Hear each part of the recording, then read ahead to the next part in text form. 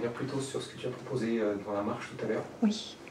Et en fait, ce que j'ai pu expérimenter, en fait, c'est que il pouvait y avoir le blabla du mental qui était là, mais en arrière-plan, en fait. Je ne sais pas comment expliquer ça, en fait, comme c'est un peu nouveau pour moi, ça, en fait. C'est comme s'il n'y a pas grand-chose, en fait, mais le blabla ne prend pas toute la place, en fait. Il est, tu vois, en arrière-plan. Alors, je sais pas... mais c'était intéressant à expérimenter ça, en tout cas. Super.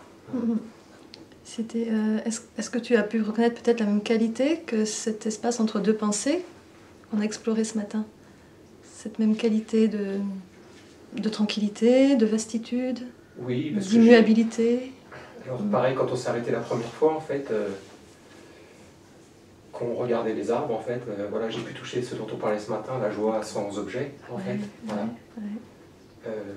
Par contre, j'ai tout de suite vu le mental rattraper ça en disant tiens, c'est la joie sans objet. Oui, c'est ça. C'est systématique. Ouais, voilà. C'était drôle et intéressant. C'est super de juste le voir. Ouais. De juste le voir et de voir que c'est le jeu du mental et de ne pas en tenir plus qu'à que ça, en fait. Ouais. C'est...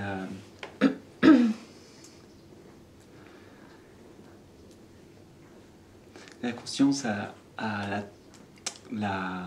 cette capacité à focaliser, en fait, et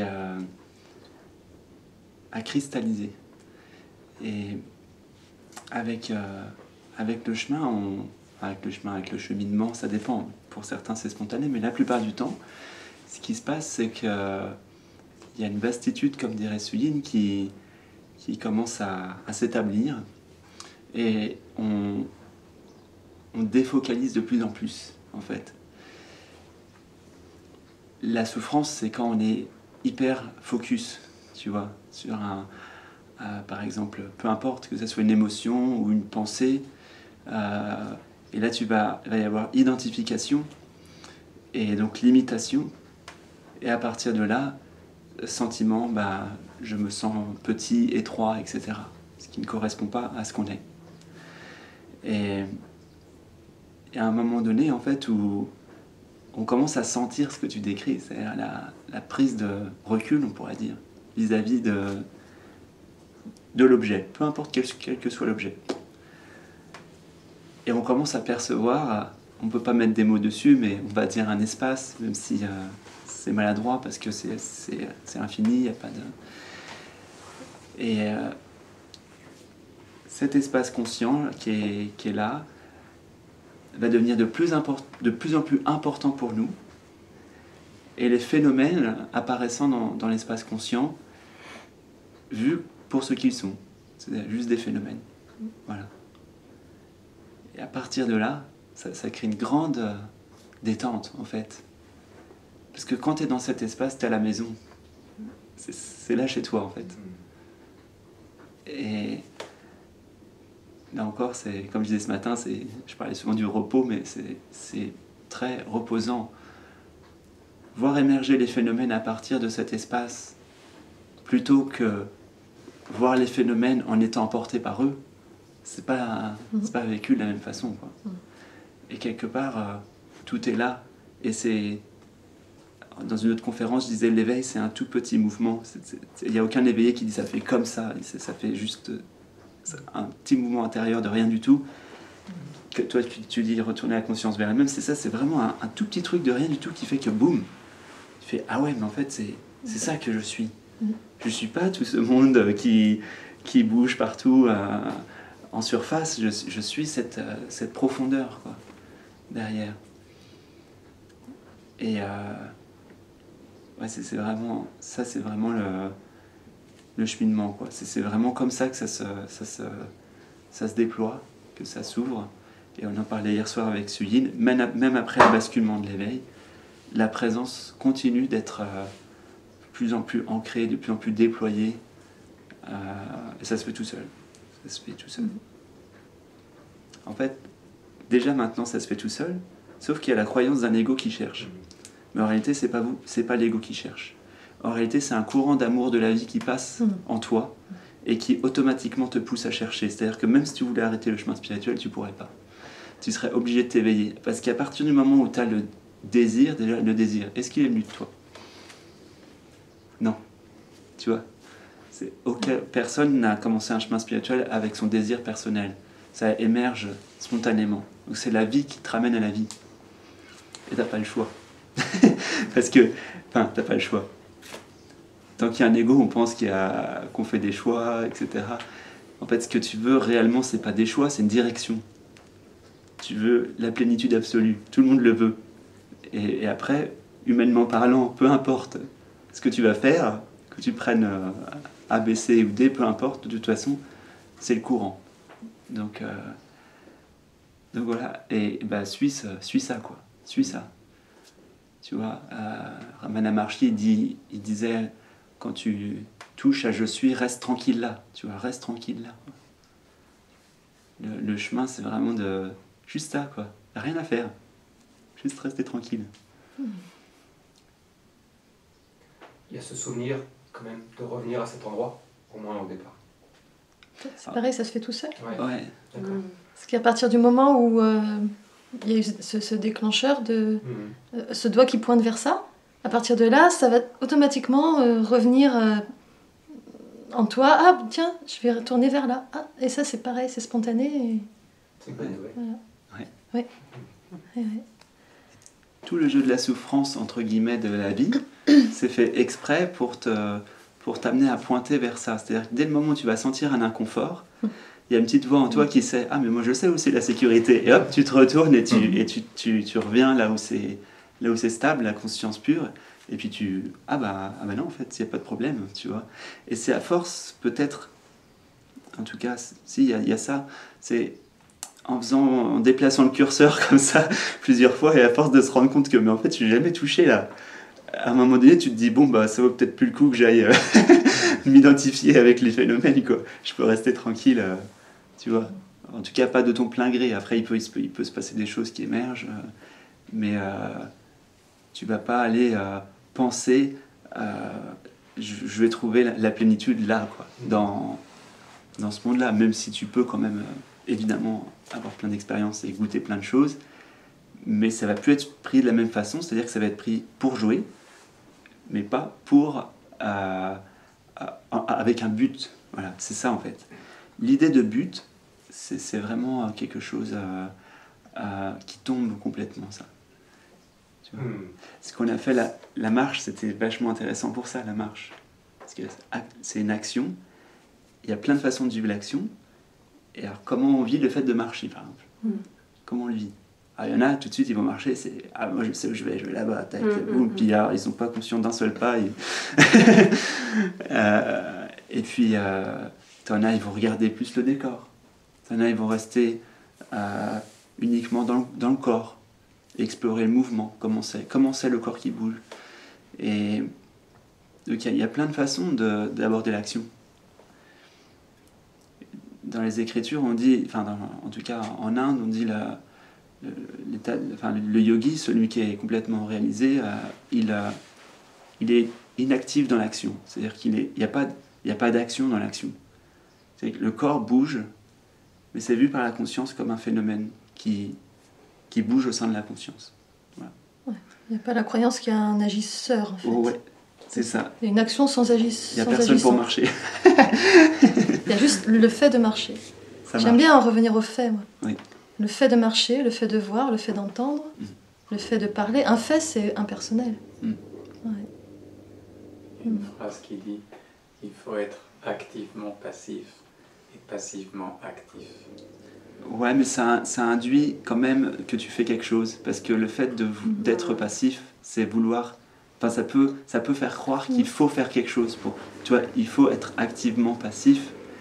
En fait, le fait d'être est plus simple que ça. C'est la force qui fait que tu marches, elle fait pas de bruit. C'est silencieux en arrière-plan. C'est la même force qui fait pousser les arbres, qui fait pousser les cheveux, les poils, qui fait battre le cœur. Mais ça fait aucun bruit. C'est totalement... ça passe inaperçu aux yeux du mental. Et pourtant, il y a une force. il y a bien une force qui fait. Et ça fait vachement bien, avec une grande intelligence, quoi. Et c'est ça, quelle est cette force, quoi? Enfin, je dis force, mais je pourrais dire plein d'autres mots, mais c'est juste que il n'y a pas de réponse mentale à ça. Quelle est la même force qui fait pousser les arbres que la force qui fait que tu vois, par exemple, ou qui fait que tu es? C'est là où la conscience doit se demander, où on se doit se dire, mais comment c'est là? On peut essayer de faire ça. Comment c'est? Et goûter comment c'est là, en fait. Et ce qu'on disait tout à l'heure aussi, par rapport à la question que tu m'avais posée, quand on goûte justement ça, c'est vraiment important d'aller y poser les questions qu'on se pose d'habitude. Dire, tiens, depuis là, c'est vu comment cette question? Mais c'est là que les réponses arrivent en fait. C'est là qu'on va pouvoir valider certaines choses. Le fait que le petit moi, là, il n'a plus de substance, on ne le trouve plus. Ou, voilà. Est-ce qu'il y a quelqu'un qui est conscient, là il est où ce quelqu'un? Bon, ça n'a plus de sens à cet endroit-là, si on peut dire. Et ça, le valider et le revalider, valider aussi autant que possible que là, il manque rien, c'est la plénitude, il n'y a pas de manque. Ça va réinformer tout le système, en fait, qui est habitué à fonctionner sur la base du manque et d'un individu distinct, du reste, etc. Voilà, donc c'est vraiment... Juste goûter, pour moi, n'est pas suffisant. Enfin, c'est largement suffisant une fois qu'on a réalisé, mais pour réaliser vraiment ce qu'on est, juste goûter ne va pas suffire. Voilà. Aller vérifier comment depuis là, les choses qu'on croise sont vues. Ou les questions qu'on se pose.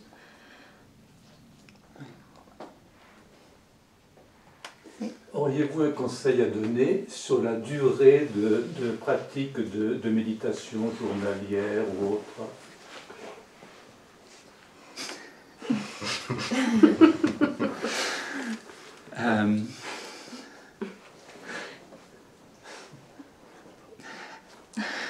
J'ai médité pendant des années et des fois de manière très intensive, donc je peux pas te dire que ça sert à rien. C'est la question piège. En fait, c'est la question piège. Ouais.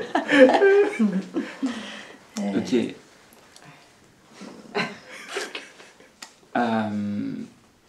Est-ce que tu as déjà une pratique régulière de la méditation? Non, du tout. Ok. Tu as déjà testé? Quand même. Ok. Qu'est-ce qui se passe? De suite, j'ai les idées qui passent et je les laisse passer. Okay. Je crois qu'elles passent et que je reviens dans ma respiration. Et sans m'en rendre compte, il y en a d'autres flux qui arrivent et je n'arrive pas à un état de détachement ou autre. Okay. Il y a toujours le mental qui est en pleine action. D'accord. Ok. Rarement dans la vie tu pourras changer les situations de la vie. Et le fait d'avoir des pensées, ça fait partie du courant de la vie. Ça fait partie, c'est les mêmes forces qui créent les pensées, que les forces qui créent les marées, qui créent le vent, qui créent tu vois, la météo. Donc ça fait partie du courant de la vie. Ça pense. Si tu veux, ça pense. Vouloir arrêter les pensées, ça c'est un peu le truc... on idéalise ça en fait. On s'imagine que la méditation c'est quand on n'a plus du tout aucune pensée, mais bon. Quand tu médites, et même s'il y a des pensées, c'est déjà la méditation. Ce qui va t'apporter la paix, c'est pas d'avoir des pensées ou non. C'est pas ça la clé de la paix. Ce qui va t'apporter la paix, c'est la relation que tu as vis-à-vis de ce qui apparaît, de ce qui émerge. Que ce soit physique, émotionnel ou mental, ce sera toujours la même chose, ce sera jamais la situation de problème, ce sera toujours ta relation vis-à-vis de la situation. Est-ce que c'est clair ça? Oui, c'est prendre conscience du présent, de ce que je ressens. Non, c'est plus simple que ça. Comment elles sont accueillies tes pensées? Est-ce que tu y résistes ou est-ce que Non, j'essaie de les faire passer, puis de ne plus avoir de pensée, mais je m'aperçois très vite que paf, Ouais, il y en a une autre que je n'ai même pas vu normal. venir. Hein. Ouais, c'est normal. Il y a un vouloir là. Il y a un vouloir. L'éveil, c'est en gros réaliser que tu n'es pas la personne. Je coupe à travers champ. On va gagner 15 ans de méditation.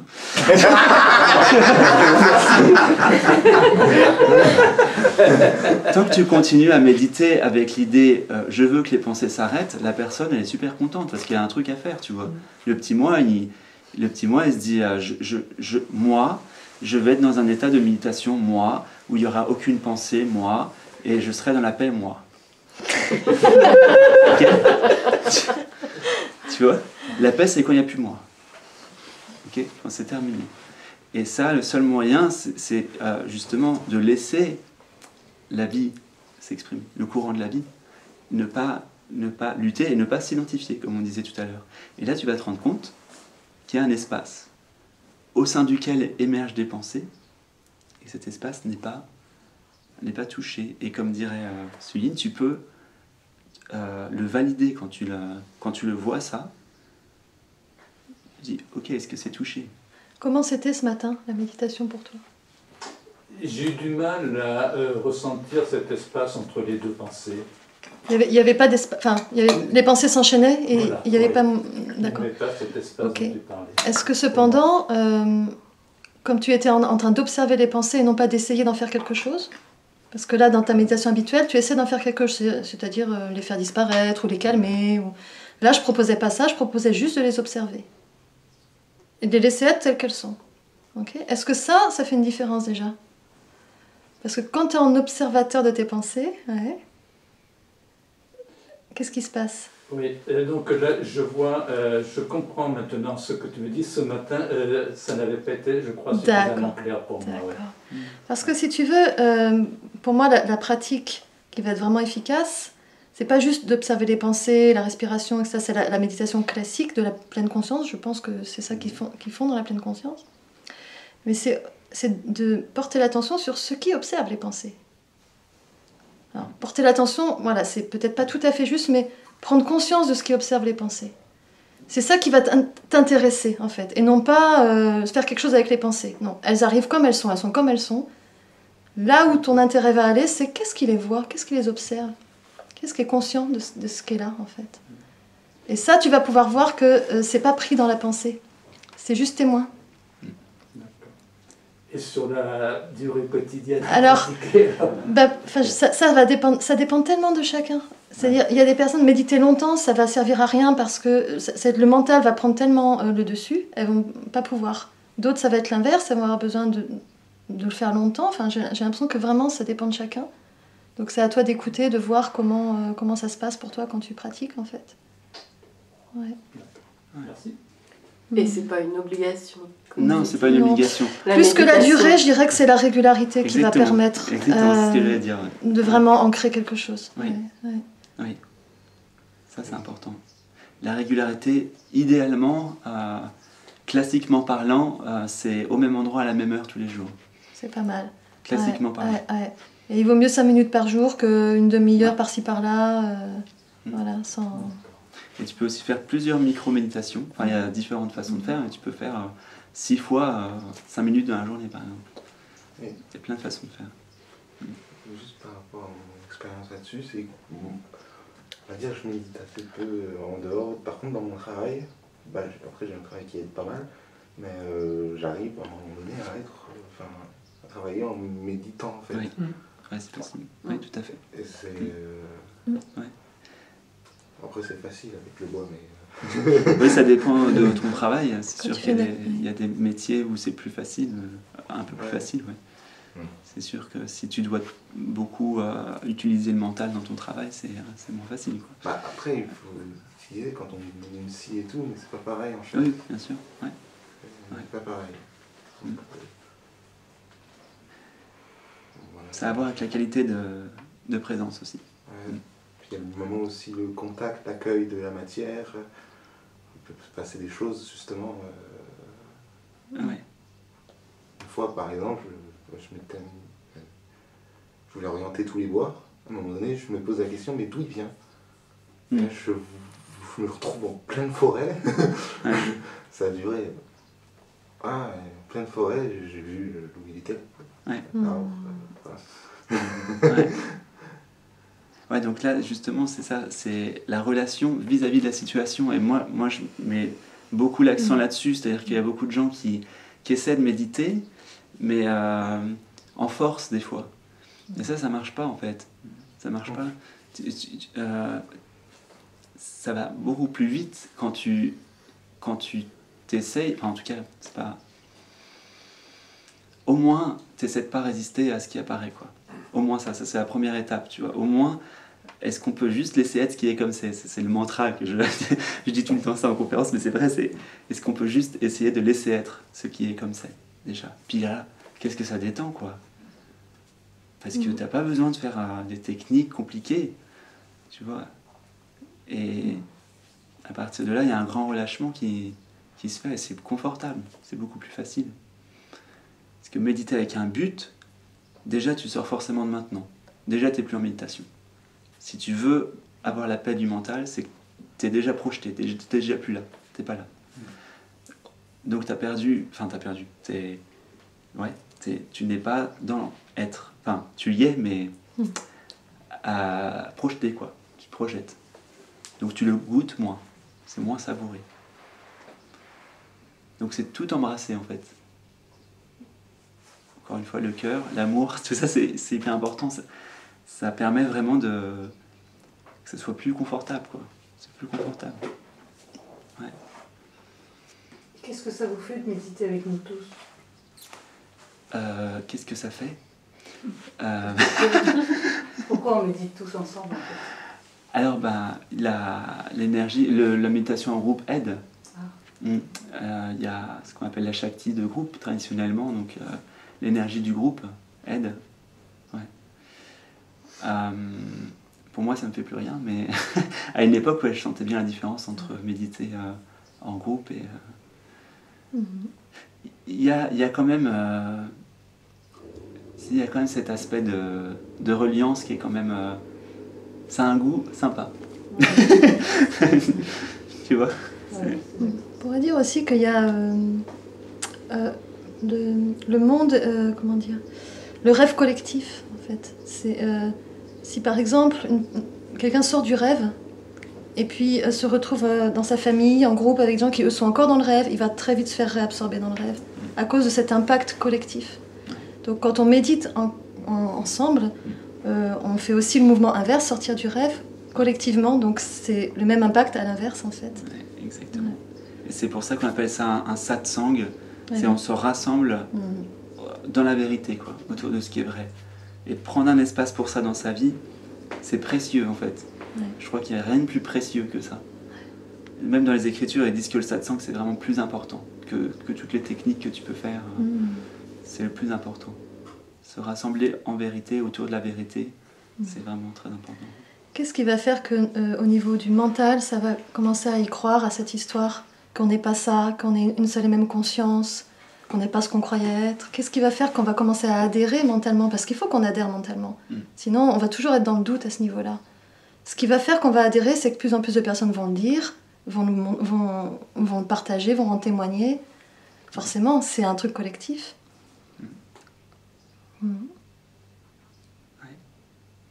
C'est pour ça qu'on partage, hein. C'est uniquement pour ça finalement. Bah oui. Pour que le chant, en fait, c'est ça. Ouais. Pour que ça devienne de plus en plus tangible, réel pour tout le monde, et pas juste une histoire qu'on raconte, un mythe, et dire mais ça peut arriver à n'importe qui, il n'y a pas besoin d'avoir passé 20 ans en méditation, c'est...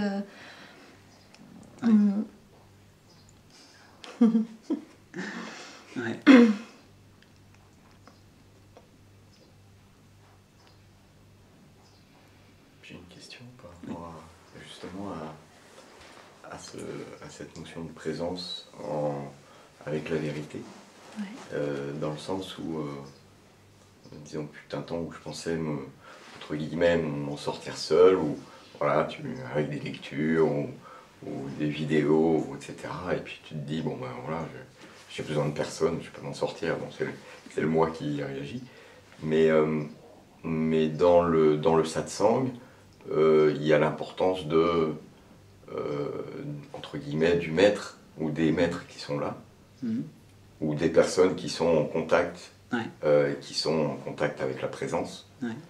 Et est-ce que, à la limite, on pourrait ne pas parler du tout et être juste les uns en présence des autres?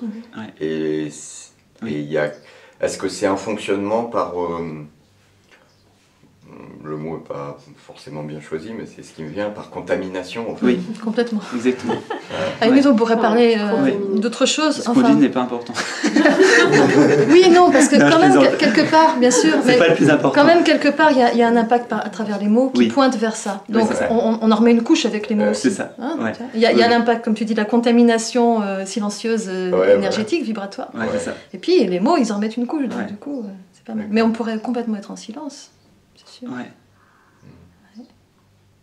Ça se situe pas à un niveau juste des mots, quoi. Oui. Ça se situe derrière. Ouais, c'est vibratoire. Ouais, vibratoire. Ouais. C'est ça. C'est la fameuse fréquence qui... Voilà. Ouais. Chaque fois que tu côtoies quelqu'un qui a réalisé quelque chose, tu es contaminé par cette réalisation, contaminé entre guillemets. Ça aussi, les sages de l'Inde, ils en parlent beaucoup, c'est très important, en tout cas quand on est en processus d'éveil, de voir quand même avec qui on s'assemble, tu vois. De ne pas s'assembler trop avec des gens qui sont très très focus sur le matériel et tout ça. Bon, après, on peut faire ce qu'on veut, mais eux, ils conseillent ça en tout cas, dans les écritures, traditionnellement. Voilà. Et c'est vrai que naturellement, quand tu es sur un chemin d'éveil, tu vas avoir tendance à aller chercher des gens comme ça, quoi. Ouais. Et ça marche autant par la vidéo aussi. Enfin, ça marche beaucoup par la vidéo, peut-être pas. Autant, je sais pas, mais en tout cas, par la vidéo, ça marche. Ça marche. Parce qu'il n'y a pas de distance, en fait, en réalité. C'est vrai que c'est assez étonnant, mais il y a comme un parfum chez les personnes qui ont réalisé leur véritable nature. Ils ont comme un parfum commun, je sais pas si vous avez remarqué, même s'ils sont très différents dans l'apparence ou dans la façon de l'exprimer. Et ce truc, il se sent même dans les vidéos, il se sent dans les livres, il se sent... Et c'est juste ce parfum-là qui va imprégner finalement toutes les personnes qui les écoutent ou qui sont à leur contact, qu'il y ait des paroles ou non. Oui.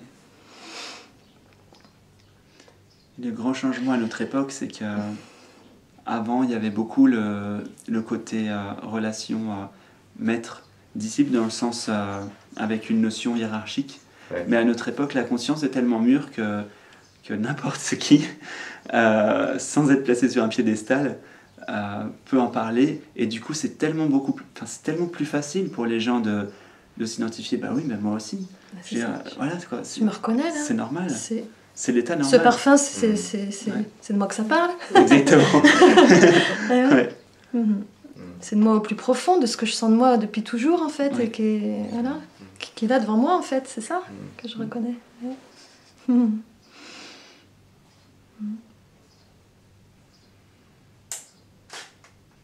Tu as partagé une expérience avec un maître astral qui t'avait touché le front. Donc tu étais reparti dans une béatitude et tu as retrouvé cette béatitude dans le physique. Oui. Est-ce que dans le plan relatif, ça existe aussi? Est-ce qu'il y a des gens qui peuvent toucher et puis te donner une béatitude? Oui, mais c'est une expérience énergétique. Mais oui, je l'ai vécu aussi avec des maîtres physiques. Ouais.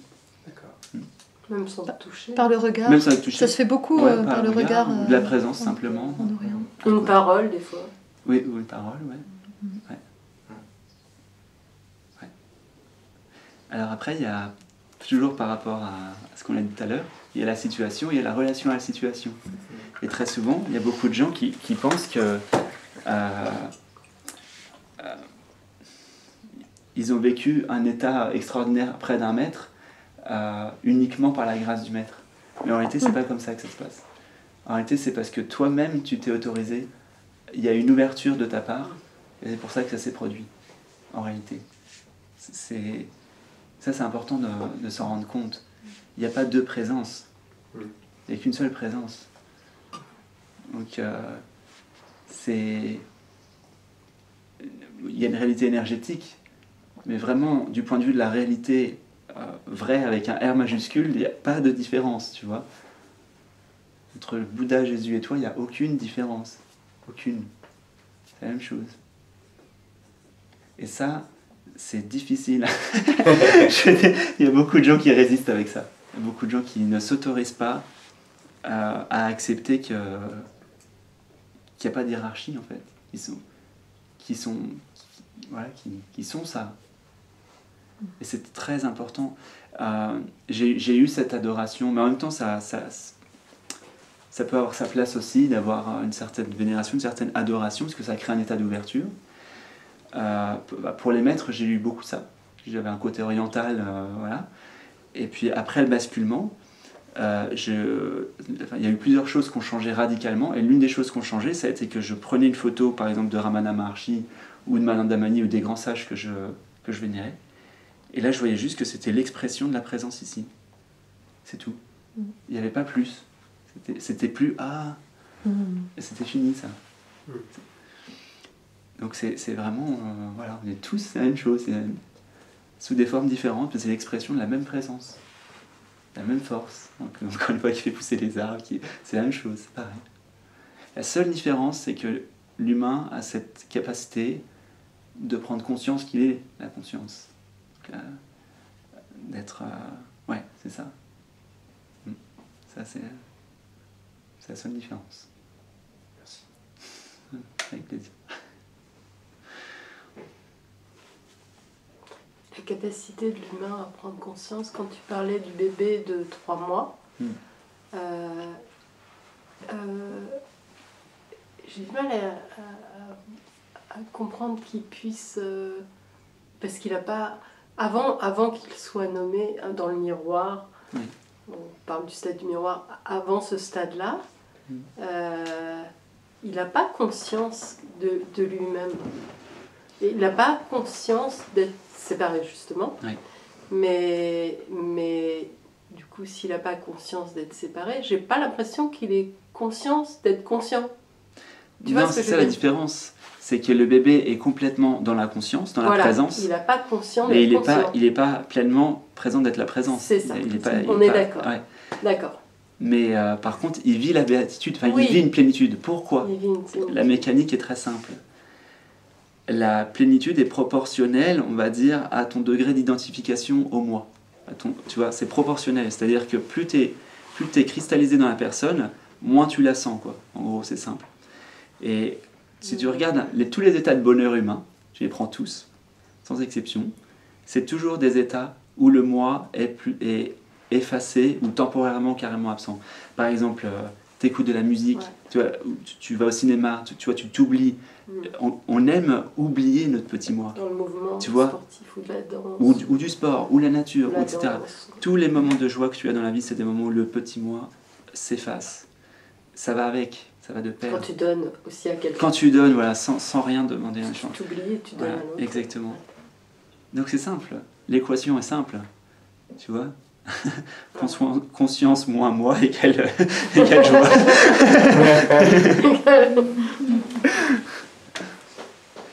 Mais ouais, donc c'est vraiment ça, quoi. Reconnaître ça. Jusqu'à ce qu'il n'y ait plus besoin de se mettre dans un contexte particulier pour que ça soit là tout le temps. Parce qu'en fait, comme je disais ce matin, c'est un effort d'ajouter un moi. Être n'a pas besoin d'un moi, si vous regardez bien. Tu vois, la conscience n'a pas besoin d'un moi. Moi, j'ai beaucoup apprécié la méditation ce matin, mais la promenade surtout. Et surtout qu'on était un peu surexcités. Tu sais, quand tu nous as dit... on va se mettre en silence. Et alors moi j'ai connu ça dans d'autres cadres et puis c'était tu sais la marche un peu zen quoi. Enfin oui, il y avait une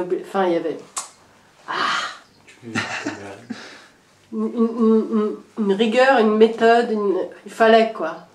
Et j'ai bien aimé comment tu nous l'as proposé avec tellement de douceur et de ça vous dirait qu'on fasse ça. Et là je me suis lâchée. Et dans l'esprit du jeu. Et dans l'esprit du jeu. On se prend pas au sérieux, c'est juste un jeu. Et du coup, moi qui résiste tout le temps, quand on me dit on va faire un truc, j'ai juste envie de foutre le bordel. Ça m'étonne pas de toi, ça. Et là, je me suis... Et alors, j'ai vécu des trucs, tu sais, à un moment, quand tu as dit aussi ne pas nommer. Alors, je passe à côté du chêne, je vois la feuille du chêne et je dis, ah, une feuille de chêne. Et puis, je vois tout de suite le conditionnement. Et le plaisir d'avoir su nommer le nom de l'arbre. Et après, je lâche ça et je me dis, ah, pas besoin. Et t'as vu l'espace que ça ouvre? Pas besoin de savoir si c'est un... Et juste, t'es là, Ouais, quelle détente. Super. Et puis de marcher sans savoir vraiment où tu vas passer. En plus, on l'avait jamais fait, cette promenade, on la connaissait pas. Et à un moment, je croise le regard de Camille, je sais plus trop si on avance, si on s'arrête, si on... Puis tout se fait. Tout s'est fait très spontanément. C'était... Camille s'assoit, tout le monde s'assoit, comme un troupeau de vaches. Il y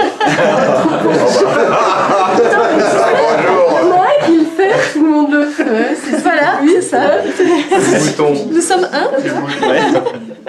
Tu dis pas que... Ouais, c'était très très agréable. Très très agréable.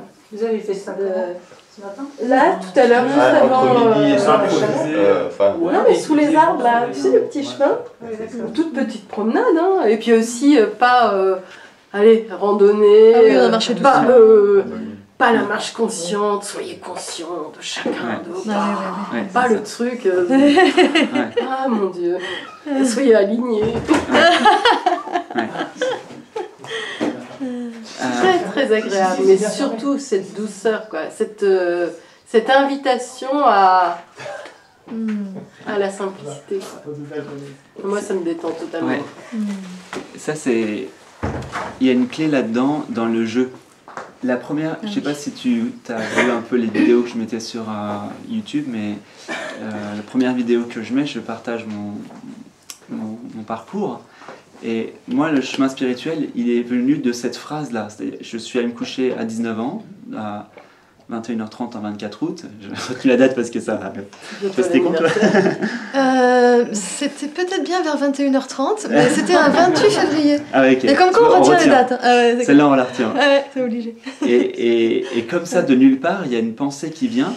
Et la pensée, c'est qu'est-ce qui se passerait si je jouais à arrêter de penser? C'est pas si j'arrêtais de penser, c'est si je jouais. Parce que la conscience joue, la conscience joue, et la conscience aime jouer. Et oui. Tu vois, tu laisses un enfant, il joue, quoi. C'est spontané, on ne t'a jamais appris à jouer. Le jeu, c'est naturel. Et donc là, c'est une clé. Essaye, quand tu vas méditer, de jouer à arrêter de penser, ou de jouer avec tes pensées, je sais pas, joue, commencer, quoi. Commencer, comme un enfant, quoi. Joue à regarder qu'est-ce qu'il regarde. Voilà, joue à regarder qu'est-ce qu'il regarde. C'est vrai que c'était quelque chose de cet ordre-là. Moi, j'ai joué à faire... Alors, j'avais lu sur Internet que dans un moment d'éveil, il y avait toutes les ondes cérébrales qui s'allumaient en même temps. Et donc, j'ai joué à faire comme si je dormais en même temps que j'étais réveillée et que j'étais dans... Alors, dans les ondes cérébrales, il y avait les ondes du sommeil, les ondes du réveil, et l'intermédiaire, c'est l'imagination, quand on part dans l'imaginaire. Donc, j'ai vraiment joué à faire comme si c'était possible d'être à la fois réveillée, endormie et dans l'imaginaire. Un truc, quoi, aberrant. Donc, oh, je me dis, tiens, ça ferait quoi si j'arrivais à faire ces trois trucs-là en même temps? Et boum. Ah d'accord, voilà ce que ça fait. Et pareil, c'est vraiment dans l'esprit d'un jeu, parce qu'il n'y avait pas... il n'y avait aucune crispation, aucune tension à réussir à obtenir un résultat, en fait. C'était tout nouveau, je venais de commencer à découvrir ces histoires d'éveil, c'était vraiment tout récent, donc voilà. Bon, alors effectivement, lire des livres, etc., ça peut être à double tranchant, parce qu'après, si on commence à mettre un enjeu là-dessus... C'est aussi pour ça que dans la méditation de ce matin, je disais, faites comme si vous étiez un scientifique en train d'observer un phénomène, sans a priori, sans attente. On observe, un scientifique, il est dans cet état d'esprit, finalement, il ne se met pas de pression d'obtenir un résultat ou un autre. Il ne sait pas, il observe, puis il verra bien. Et ça aussi, ça peut aider à être dans une détente. Ah oui, il y a un autre truc aussi, c'est quand tu dis... alors moi, quand je mets mon méditation, enfin quand je m'y remets, parce qu'on a été un peu traumatisés en méditation, alors on a arrêté, je dis on, mais j'ai arrêté pendant plusieurs années, et en plus, il y avait un conditionnement à la méditation du style... soyez détendu, quoi. C'est un ordre. Soyez détendu. T'as pas le droit de bouger, mais tu dois être super détendu. C'est ça. C'est ça. Et Du coup, j'ai résisté beaucoup et bon, je m'y remets un petit peu tout doucement et encore. Voilà. Et donc les pensées ont tendance à s'affoler souvent. Et ce matin, quand tu dis qu'est-ce que va être votre prochaine pensée, et là, rien. Ouais.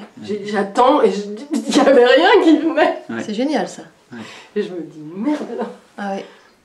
C'est génial. Ça veut dire comment faire quand le mental est un peu trop en surcharge et que mon attention est complètement prise dans ces pensées qui m'emmènent. Stop. Je vais m'amuser à observer quelle va être la prochaine pensée.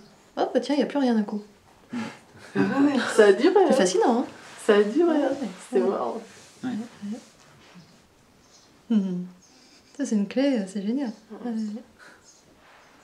Et après j'ai vu les conditionnements arriver, les pensées, et j'ai vu pourquoi elles arrivaient, et j'ai vu le film. Génial. J'ai vu le film et j'ai compris le film en plus, très vite. Ok.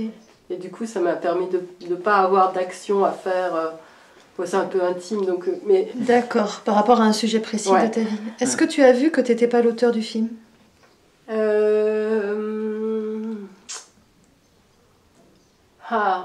J'ai pas tout à fait vu ça. J'ai vu la petite fille... J'ai vu le conditionnement ? J'ai vu la petite fille conditionnée avec une histoire avec son père. D'accord. Mais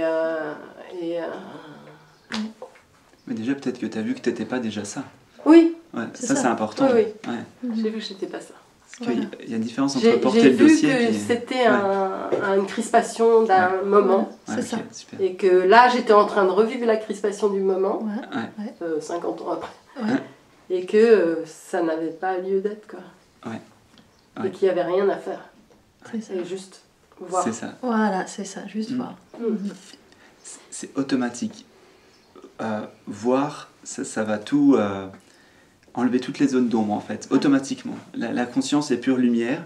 À chaque fois, la moindre zone d'ombre qui pourrait rester est tout de suite vue, éclairée et dépassée. C'est ça. C'est à partir du moment où tu ne rajoutes pas des trucs dessus. Et du coup, d'habitude, j'aurais fait une action, en général une parole, tu vois, j'aurais dit quelque chose à quelqu'un pour faire quelque chose. Et là, tu aurais entretenu le schéma. Il y a quand même, je me permets un tout petit bémol, c'est que pour des traumatismes, c'est pas, pour moi, je constate dans l'expérience pour l'instant que c'est pas suffisant de voir. Il faut une démarche thérapeutique pour vraiment des choses qui sont de l'ordre du traumatisme.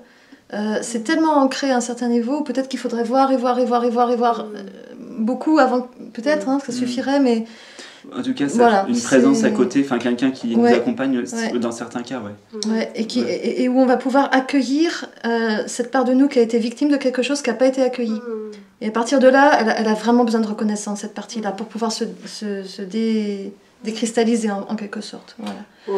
Je sais pas. Mais la reconnaissance, c'est voir, de toute manière. Reconnaître, c'est voir. Voir, ah oui, c'est là et c'est reconnu. Mais moi, j'en ai fait 30 ans de thérapie. Oui. De toutes sortes. D'accord. Oui, non, mais ça va. Oui, donc, c'est pas un t'as certainement... Oui. Mais il est encore là. La trace, voilà, c'est encore là. La trace, c'est encore là. Mais maintenant, la trace, elle ne me fait plus... Réagir. Réagir. Elle est encore là, je la vois, et puis je me dis, bon, ok, ça va finir par tomber. Ça va finir par tomber. C'est marrant parce que sur ce chemin, il y a beaucoup de choses qui tombent d'elles-mêmes. On pense souvent qu'on a beaucoup de choses à faire au niveau de la personne pour, par exemple, transcender, on parlait des addictions à table, transcender ceci, cela. Et en fait, ce qui est magique, c'est que ça se fait tout seul. À partir du moment où tu reviens à toi-même, à la conscience, la conscience voit, et la conscience, quelque part, elle récure tout, quoi. Tu vois, ça passe le Karcher. Et donc, ça se fait tout seul. C'est un degré de conscience, tu vois. Par exemple, les schémas émotionnels, je dis souvent qu'il y a 5 étapes. Moi, en tout cas, j'en vois 5. La première, c'est tu vois pas, la colère se manifeste, tu tombes dedans direct. La deuxième, c'est tu vois, et là, tu sens que tu as le choix, parce que tu es davantage conscient. Donc là, tu vois la colère émerger, tu sens, est-ce que je vais tomber dedans ou pas? La troisième, donc là, tu tombes dedans quand même. Tu as le choix, mais tu tombes. Troisième, tu as le choix, et là, tu décides, clac, tu bascules, et là, tu tombes pas dedans. Donc, tu as plus de conscience. Et la quatrième, la colère passe, comme ça, te traverse. Et cinquième, tu joues avec. Tu joues à être en colère. C'est pour jouer. On croit que tu l'aimes mais tu l'es pas.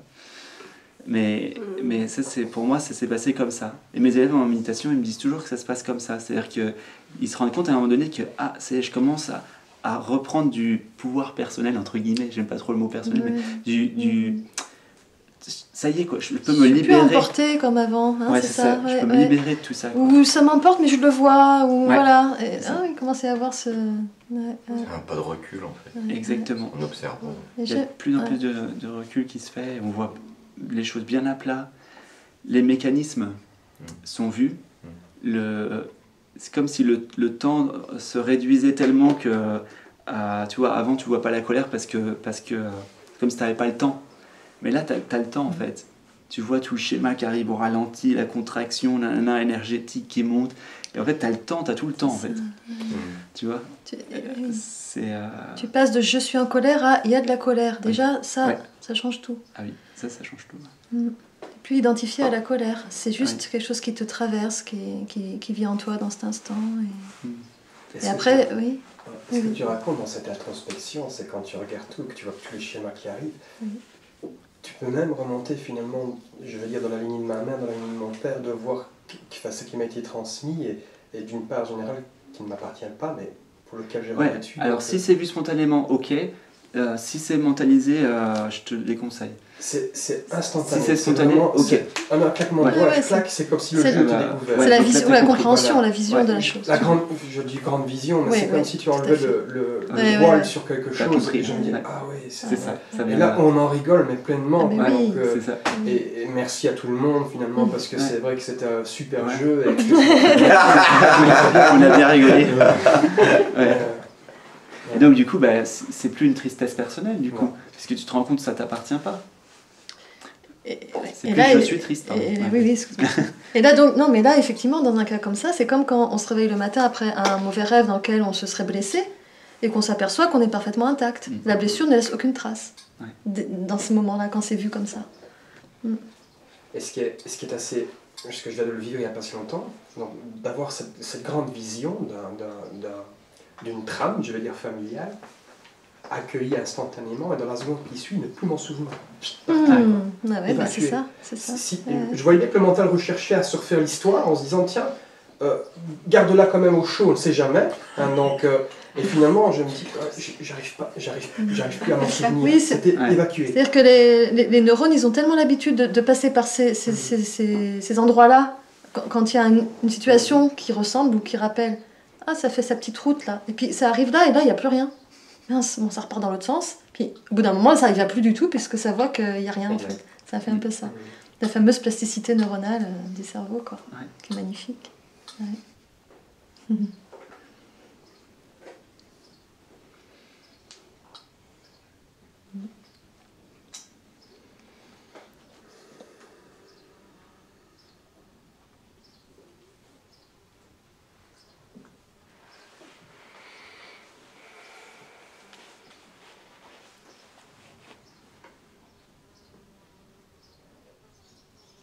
Donc l'observation est très importante. Voir les mécanismes, c'est... Tant que c'est pas vu, on tombe dedans. C'est simple. Tant que c'est pas... Tant que ce n'est pas vu, tant que tu ne vois pas les mécanismes qui te font... qui s'opèrent en toi, en fait, tu vas tomber toujours dedans, en fait. Il faut les voir pour ne plus tomber dedans. Ça doit être vu. C'est pour ça que, je l'ai dit souvent, mais... Les premiers sages, en Inde, on les appelle les rishis. Rishi en sanskrit, ça veut dire ceux qui voient. Et donc, une fois que tu vois, tu te fais plus attraper, quoi. Tu te fais attraper que si tu vois pas. Une fois qu'il a été vu que, par exemple, le moi personnel, on en parlait tout à l'heure, c'est qu'un agrégat de concepts, en fait. C'est tout ce qu'on porte. Notre histoire, le vécu, l'âge, etc. Une fois que ça a été vu que tout ça, c'est un agrégat de concepts, et qu'en fait, c'est une idée, finalement, eh ben, on ne peut plus y croire, c'est pas possible. Quand c'est vu, vraiment, non, c'est pas possible. Et on passe de l'idée « je suis une personne avec une conscience dedans » à la réalité qui est je suis conscience avec apparition d'un corps à l'intérieur, au sein de cette conscience, avec toutes sortes de choses qui émergent au sein de cette conscience. Un corps et un système conceptuel et perceptuel propre à ce corps qui apparaît dans cette conscience. Ouais. Ouais. Et ça, c'est l'expérience directe. Regardez maintenant, c'est exactement comme ça.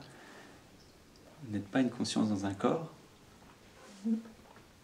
Vous êtes la conscience au sein de laquelle émerge tout ce qui émerge là, en ce moment.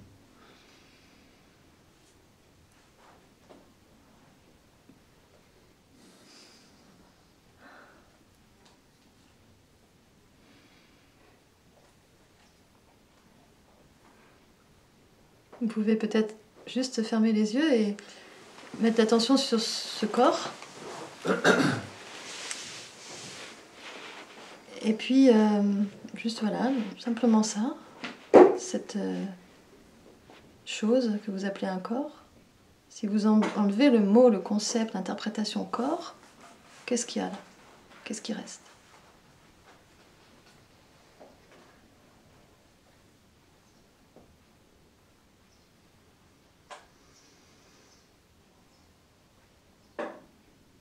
Vous pouvez voir juste un ensemble de sensations, on pourrait dire. Il reste ça, une vibration, une présence.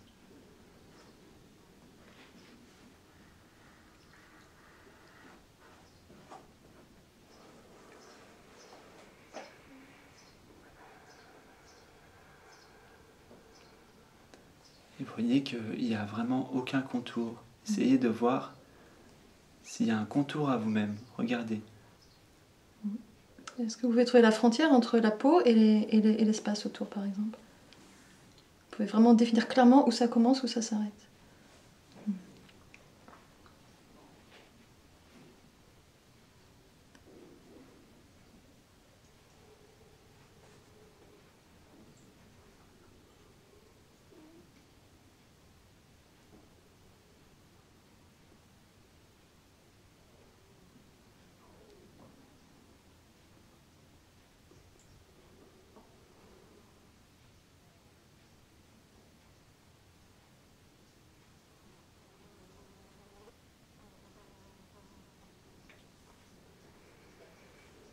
Si vous entrez au cœur de la perception, vous voyez que c'est vibratoire, il n'y a pas vraiment de densité. Des courants vibratoires.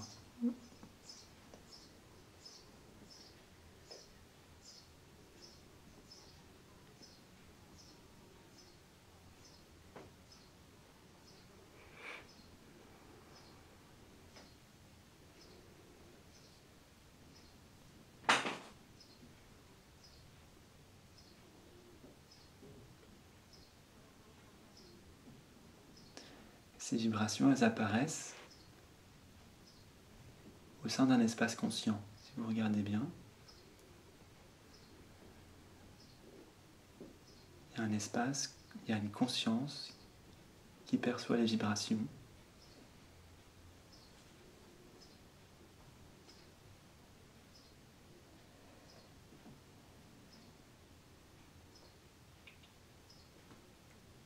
Essayez de ne pas visualiser.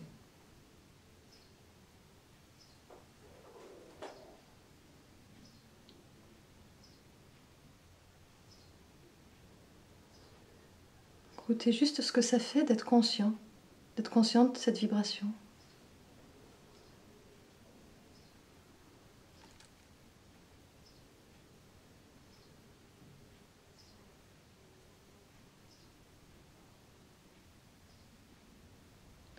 Et là, vous pouvez peut-être voir que être conscient de cette vibration, c'est pas à l'intérieur d'un corps.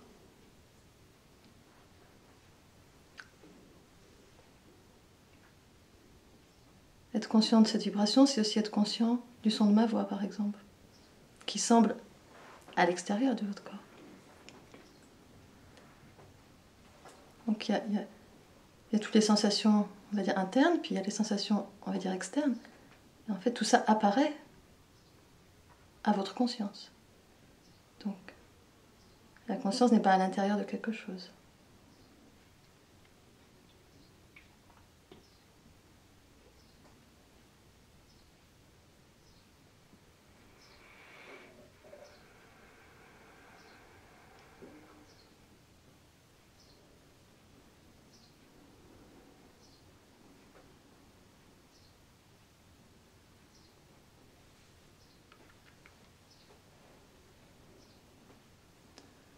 Toutes les perceptions apparaissent au sein d'un espace. Absolument toutes les perceptions.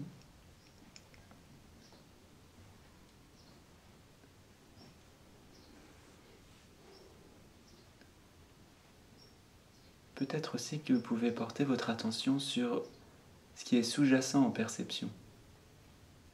Il y a les perceptions, mais il y a l'espace lui-même.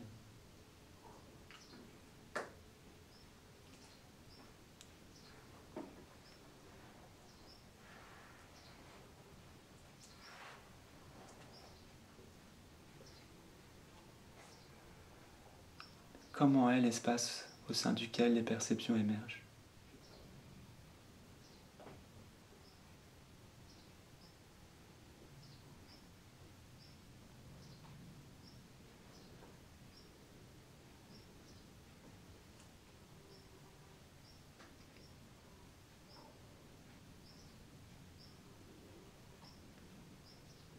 Est-ce que c'est pas la source de la stabilité? Est-ce que ça a toujours été là ou c'est nouveau?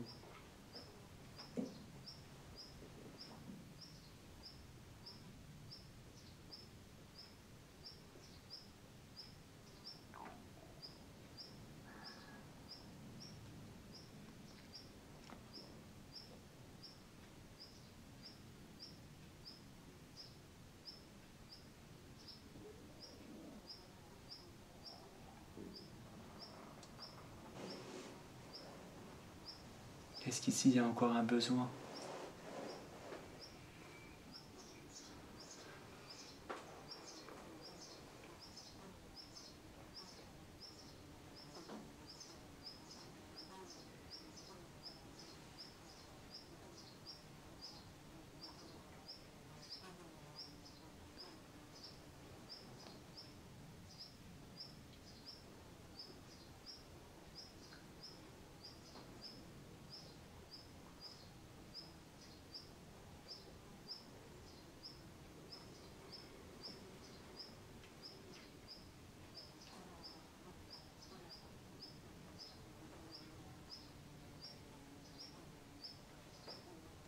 Est-ce que cet espace peut être affecté, troublé, dérangé par quoi que ce soit qui apparaît en son sein? Ou est-ce que sa nature reste immuable quoi qu'il arrive?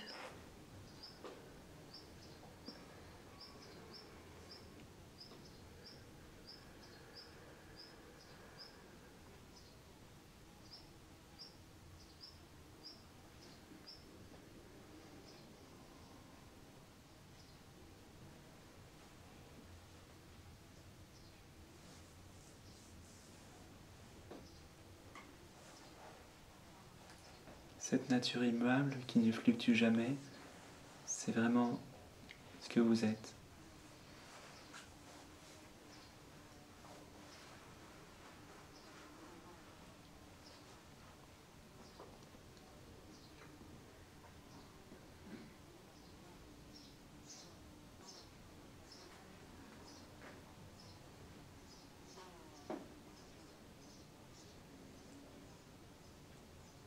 Et ici, tout est bienvenu.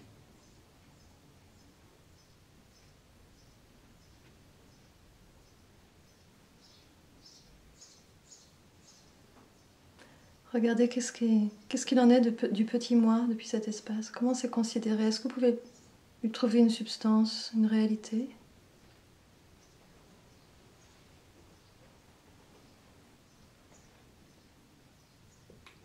Ce moi-je distinct du reste, est-ce qu'il a encore un sens ici?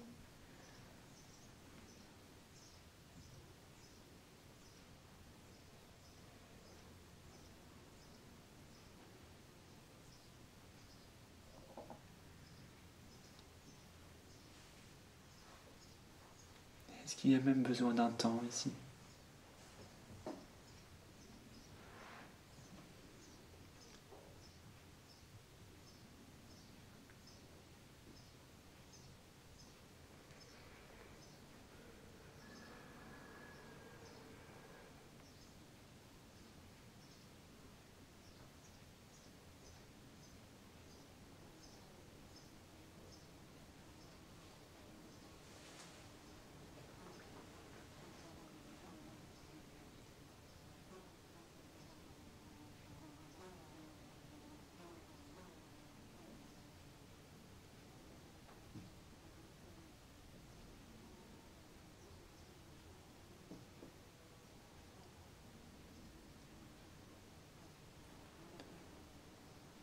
Laissez-vous tomber dans ce je ne sais pas.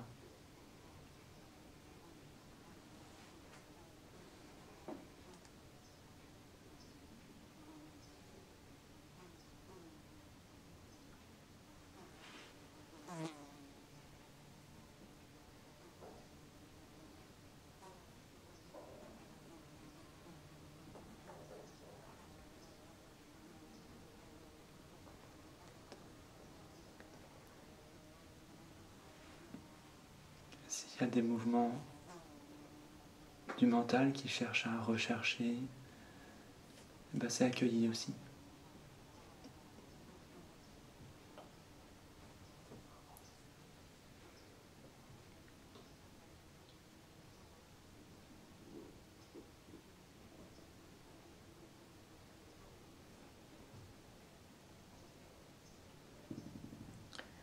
Et s'il y a dans votre vie actuelle des questions ou des problèmes à résoudre, des choses de cet ordre, vous pouvez peut-être les poser là et voir quelle est la réponse qui en sort.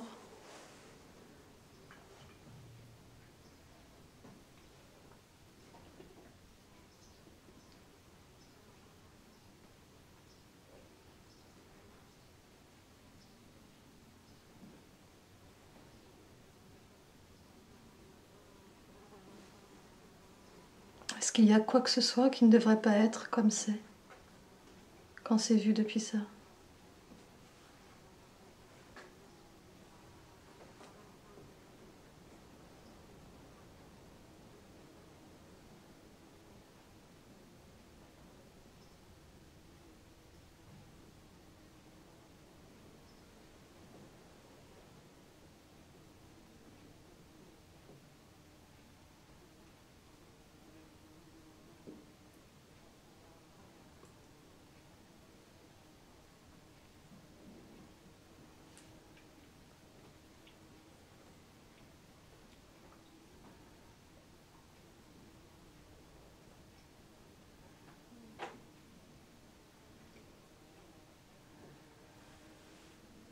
Vous pouvez voir que cette pure présence à ce qui est tel que c'est a toujours été là, a toujours soutenu toutes vos expériences.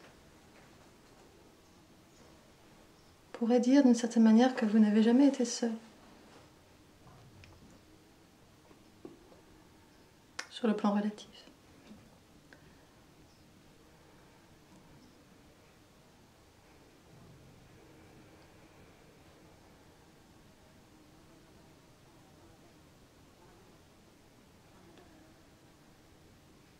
Vous voyez qu'il n'y a pas tant d'efforts à faire que ça pour être, que être s'impose. On peut juste se déposer là.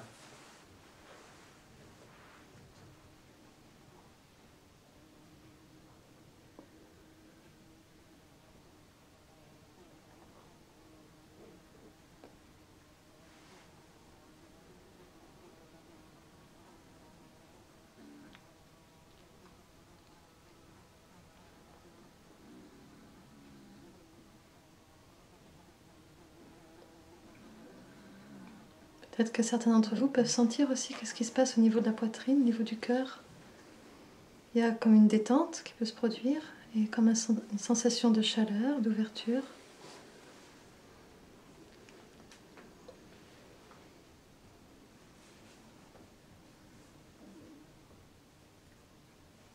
D'amour. D'amour dans le sens d'un oui à la vie.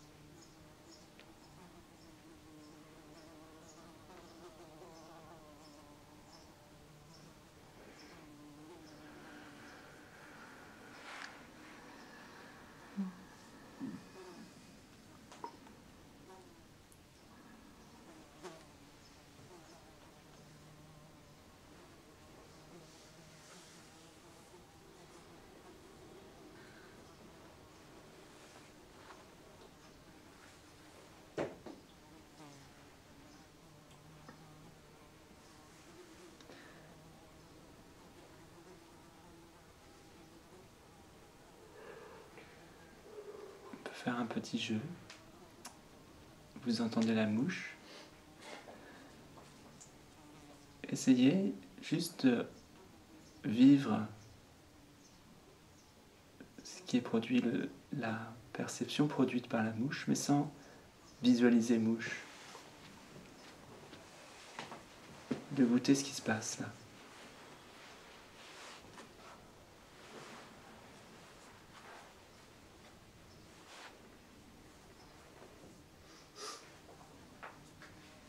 Juste sentir la vibration, comment c'est, sans ajouter le concept mouche.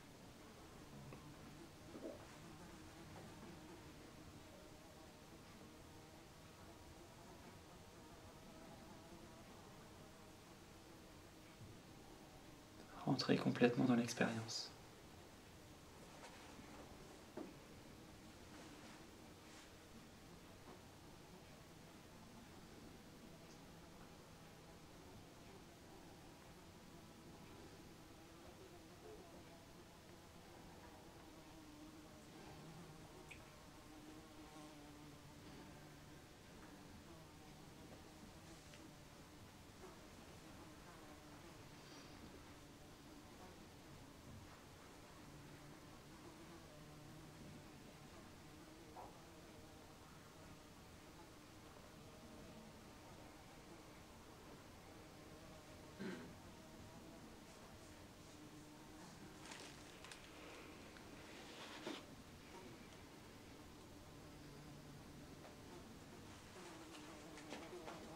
Vous voyez que c'est tout de suite plus confortable. Vous pouvez même sentir que vous êtes l'expérience elle-même. Il n'y aura pas de frontière entre vous et l'expérience de la mouche.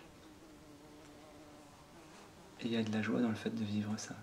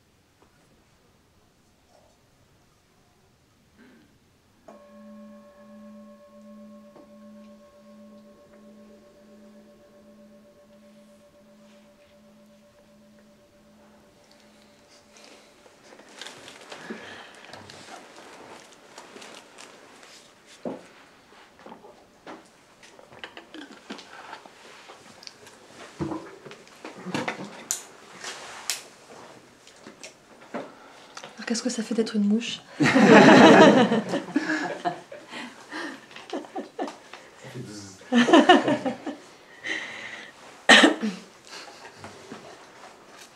Est-ce que ça a été le fait d'entendre le son de la mouche sans visualiser mouche par-dessus? Ça a été juste avant que tu le dises. Quand tu as proposé l'exercice, j'ai conceptualisé mouche. Et après, tu n'as pas réussi. J'ai réussi. Ouais, voilà, c'est ça. Oui, normal. Oui. Ça rejoint ce qu'on disait tout à l'heure par rapport à la méditation. Tu ne peux pas changer la situation. Par contre, la relation, tu peux la changer. La relation que tu as vis-à-vis de la situation.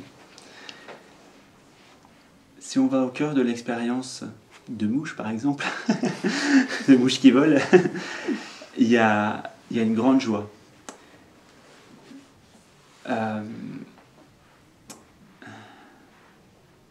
Ça, je ne saurais pas trop comment l'expliquer. Je ne saurais pas l'expliquer. Je ne peux pas l'expliquer. Mais en fait, ce qui ternit l'expérience, c'est ce qui est ajouté à l'expérience. C'est comme un vernis qu'on ajoute. Le mental, c'est comme un vernis qui se rajoute par-dessus l'expérience. Et ça fait que on ne vit pas vraiment l'expérience. Et vivre vraiment l'expérience, en fait, c'est être un avec l'expérience. C'est la joie de l'unité, en fait. En fait, je pense que c'est ça qui crée la joie. Ouais. Dès qu'on se sépare de l'expérience, il y a quelque chose qui nous coupe de cette nature de la vie qui est... Ouais. Donc il y a de la difficulté avec la mouche tant qu'on pense à la mouche, puis alors elle ne devrait pas être là parce que là je médite, etc. Mais par contre, quand on va au cœur de l'expérience, il y a de la joie. Et ce qui peut paraître complètement fou pour le mental, mais que j'ai expérimenté plusieurs fois, c'est que dans des états, même, que ce soit même de douleur physique ou émotionnelle, jugé difficile par le mental, parce que c'est toujours le mental qui juge. Vous avez remarqué, la conscience ne juge pas. Il n'y a pas de jugement quand vous êtes dans être. Pas de jugement. Eh bien, on peut jouir de l'expérience de la tristesse, par exemple. Pourquoi ? Parce que une émotion, en fait, c'est de la vibration cristallisée. Donc, si vous allez au cœur de l'expérience, c'est vibratoire, tout comme la mouche, en fait, c'est pareil. Et comme il n'y a pas de jugement, eh bien, ça peut être goûté comme étant joyeux, parce qu'il y a unité avec cette vibration. C'est comme ça que je le vis, et je dis pas que c'est tout le temps comme ça, mais j'ai souvent vécu comme ça. Et là aussi, il y a une clé ici, c'est vraiment ça. On peut le vivre aussi avec la douleur physique. Mais toi, tu l'as vécu avec ton... Ouais, tout à fait. Je dis pas que c'était tout le temps le cas non plus. Ouais. Hein. Bon, il y a eu comme ça cette expérience d'être avec la douleur, de ressentir juste de l'amour pour l'expérience qui est en train d'être vécue, sans rejet. Et la joie de se sentir vivant à travers cette expérience. C'est ça aussi dans l'émotion, qui peut paraître difficile. L'émotion peut paraître difficile, mais si on va derrière ça, l'émotion nous fait nous sentir vivants, et ça c'est joyeux. Et là on transcende complètement l'expérience quand on voit ça. Si on enlève le concept de l'émotion elle-même, oui. On voit que c'est juste de l'énergie. Tout à fait. Ou de la douleur quand c'est une douleur physique. Le terme émotion, c'est énergie, mouvement. Mouvement, énergie en mouvement. Magnifique. Ouais. Si on ne met pas le concept dessus. Ouais. Mais j'aimerais que tu approfondisses un petit peu la notion de revenir sur ce qui en est conscient. Oui. J'aimerais bien que tu puisses encore aller un petit peu plus loin que ce qui a été abordé là jusqu'ici. D'accord. Il y a la perception, mais aussi ce qui en est conscient. Ouais. Et le fait de retourner l'attention vers ce qui est conscient. Ouais. Tu peux peut-être... Quelle étape suivante? Il y a un glissement entre le fait que c'est ma colère, et puis il y a une colère, et puis il y a le fait de retourner l'attention vers... Okay. Voilà. Donc on va dire les étapes, quand il y a une émotion qui est difficile. La première étape, c'est rester avec l'émotion, donc ce qu'on disait ce matin, on n'essaie pas de la fuir, de s'en débarrasser, ni de l'analyser, de la comprendre, tout ça c'est des stratégies encore pour ne pas la ressentir. On s'autorise à ressentir ça, même si c'est pas confortable, c'est supportable. Allez, c'est supportable, je m'autorise à la ressentir. Et en faisant ça, simplement en le laissant être là, on peut mettre l'attention sur ce qu'on est conscient, en fait. Ce qui est en train de constater qu'il y a cette émotion. Et là, on passe de « je suis en colère » à « il y a de la colère qui apparaît ». Et la phase d'après, ça va être de regarder si ce qui est conscient de la colère est en colère. Ou si c'est parfaitement tranquille, neutre, simplement constatant cette colère. C'est là peut-être que tu voulais en venir. Oui. Donc on est encore dans une histoire de valider qu'au niveau de la conscience, ça n'est pas affecté. Il y a de la tristesse, mais la conscience n'est pas triste. Mais elle est OK avec la tristesse, elle n'est pas dans le rejet non plus. Voilà. Il y a une peur qui surgit dans une situation. OK, je laisse la peur être là. Je mets l'attention sur ce qui est conscient de la peur. Et je regarde, est-ce que ce qui est conscient de la peur a peur? Toujours ce même phénomène. Et je m'aperçois que non, ça n'a pas peur là. Là, c'est parfaitement tranquille, c'est la sécurité absolue, c'est notre ressource fondamentale qui peut vraiment tout traverser, être traversée par tout en réalité. C'est plutôt dans ce sens-là. Ça, j'ai essayé, il y a 2 mois, on a été à Rome, on a pris l'avion, je suis terrorisée en avion. Et je te jure, j'ai fait tous les exercices. Ouais, mais c'était terrorisant. J'avais même un casque avec des méditations. Bon. À un moment, j'ai dit, je lâche tout, j'abandonne. J'ai tout essayé. Lâcher, pas lâcher. Et non. Si tu es terrorisé, on est là pour moi, on est dans le cadre d'un traumatisme. Ouais. Là ces approches-là ne suffisent pas, ne fonctionnent pas. Je l'ai testé aussi. Là, il faut faire une démarche thérapeutique pour aller désamorcer la phobie ou le trauma.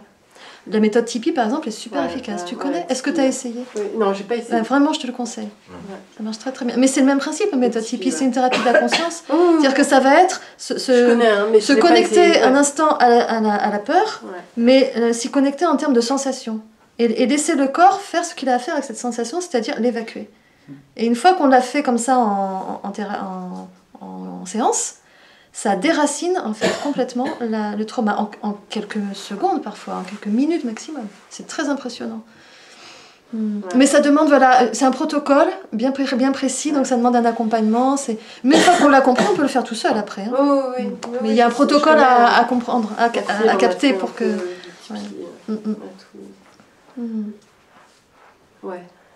Et puis surtout, c'est difficile dans le feu d'action. C'est à faire aussi en dehors. Tu vois ça c'est important. Oui, là, surtout dans ce qu'elle décrit, c'est qu'elle veut obtenir quelque chose. La terreur, elle veut se débarrasser de la terreur. Voilà. J'ai tout essayé. Oui, mais c'est ça, parce que tu veux fuir la sensation. Même au final, l'objectif, il est de ne pas ressentir ce que je vis. Oui, mais il y a des choses, comme je disais tout à l'heure, tant que c'est supportable, parce qu'il y a des choses avec lesquelles on ne peut pas rester avec. Voilà.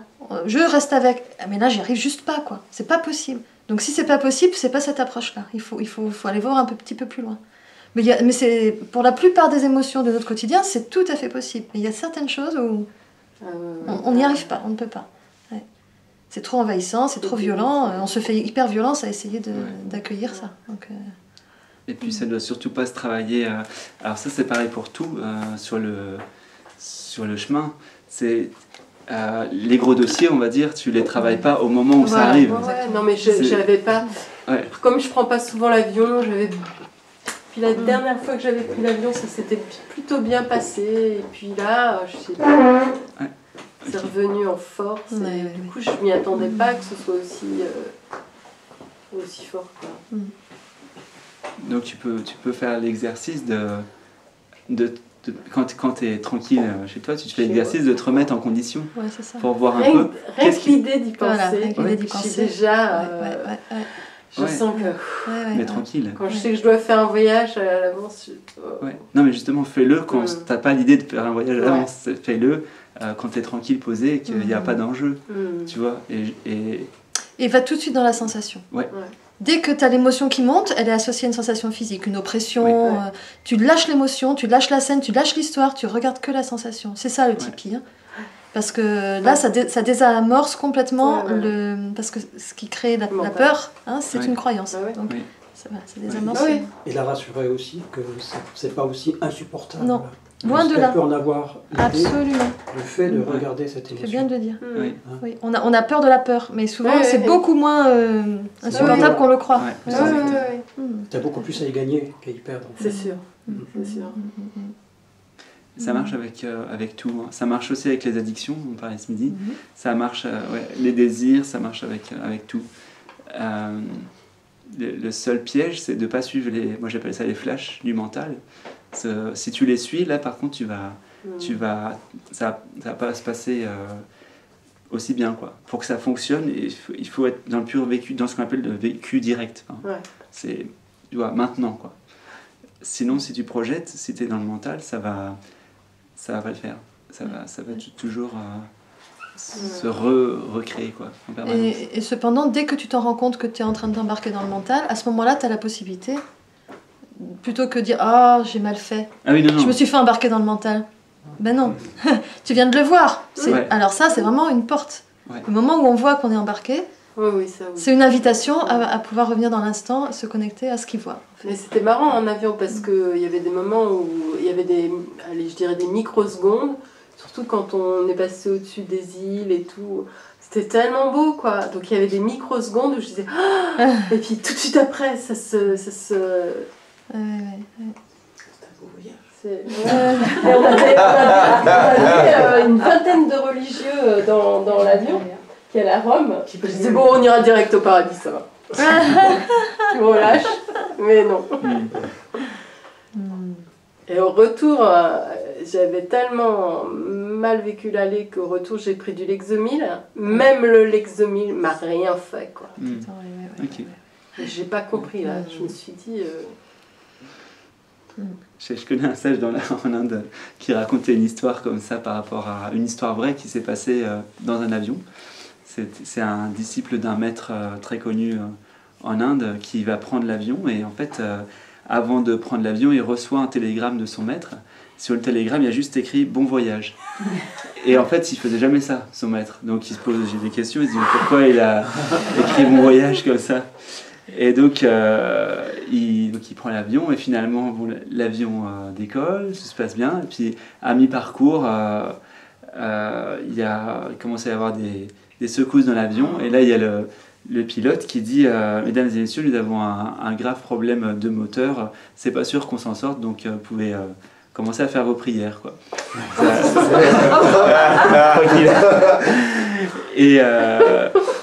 Et donc le disciple en question se lève, c'est en Inde, hein, avec que des Indiens dans l'avion.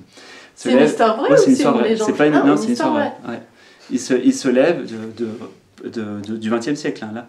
Ah ouais. Et bah forcément, tu n'avais pas d'avion. Ouais. Il y a plus de temps. Tu avais dit en 1612. C'était peut-être une expérience que tu avais fait dans la Stras. En fait, c'était Bouddha.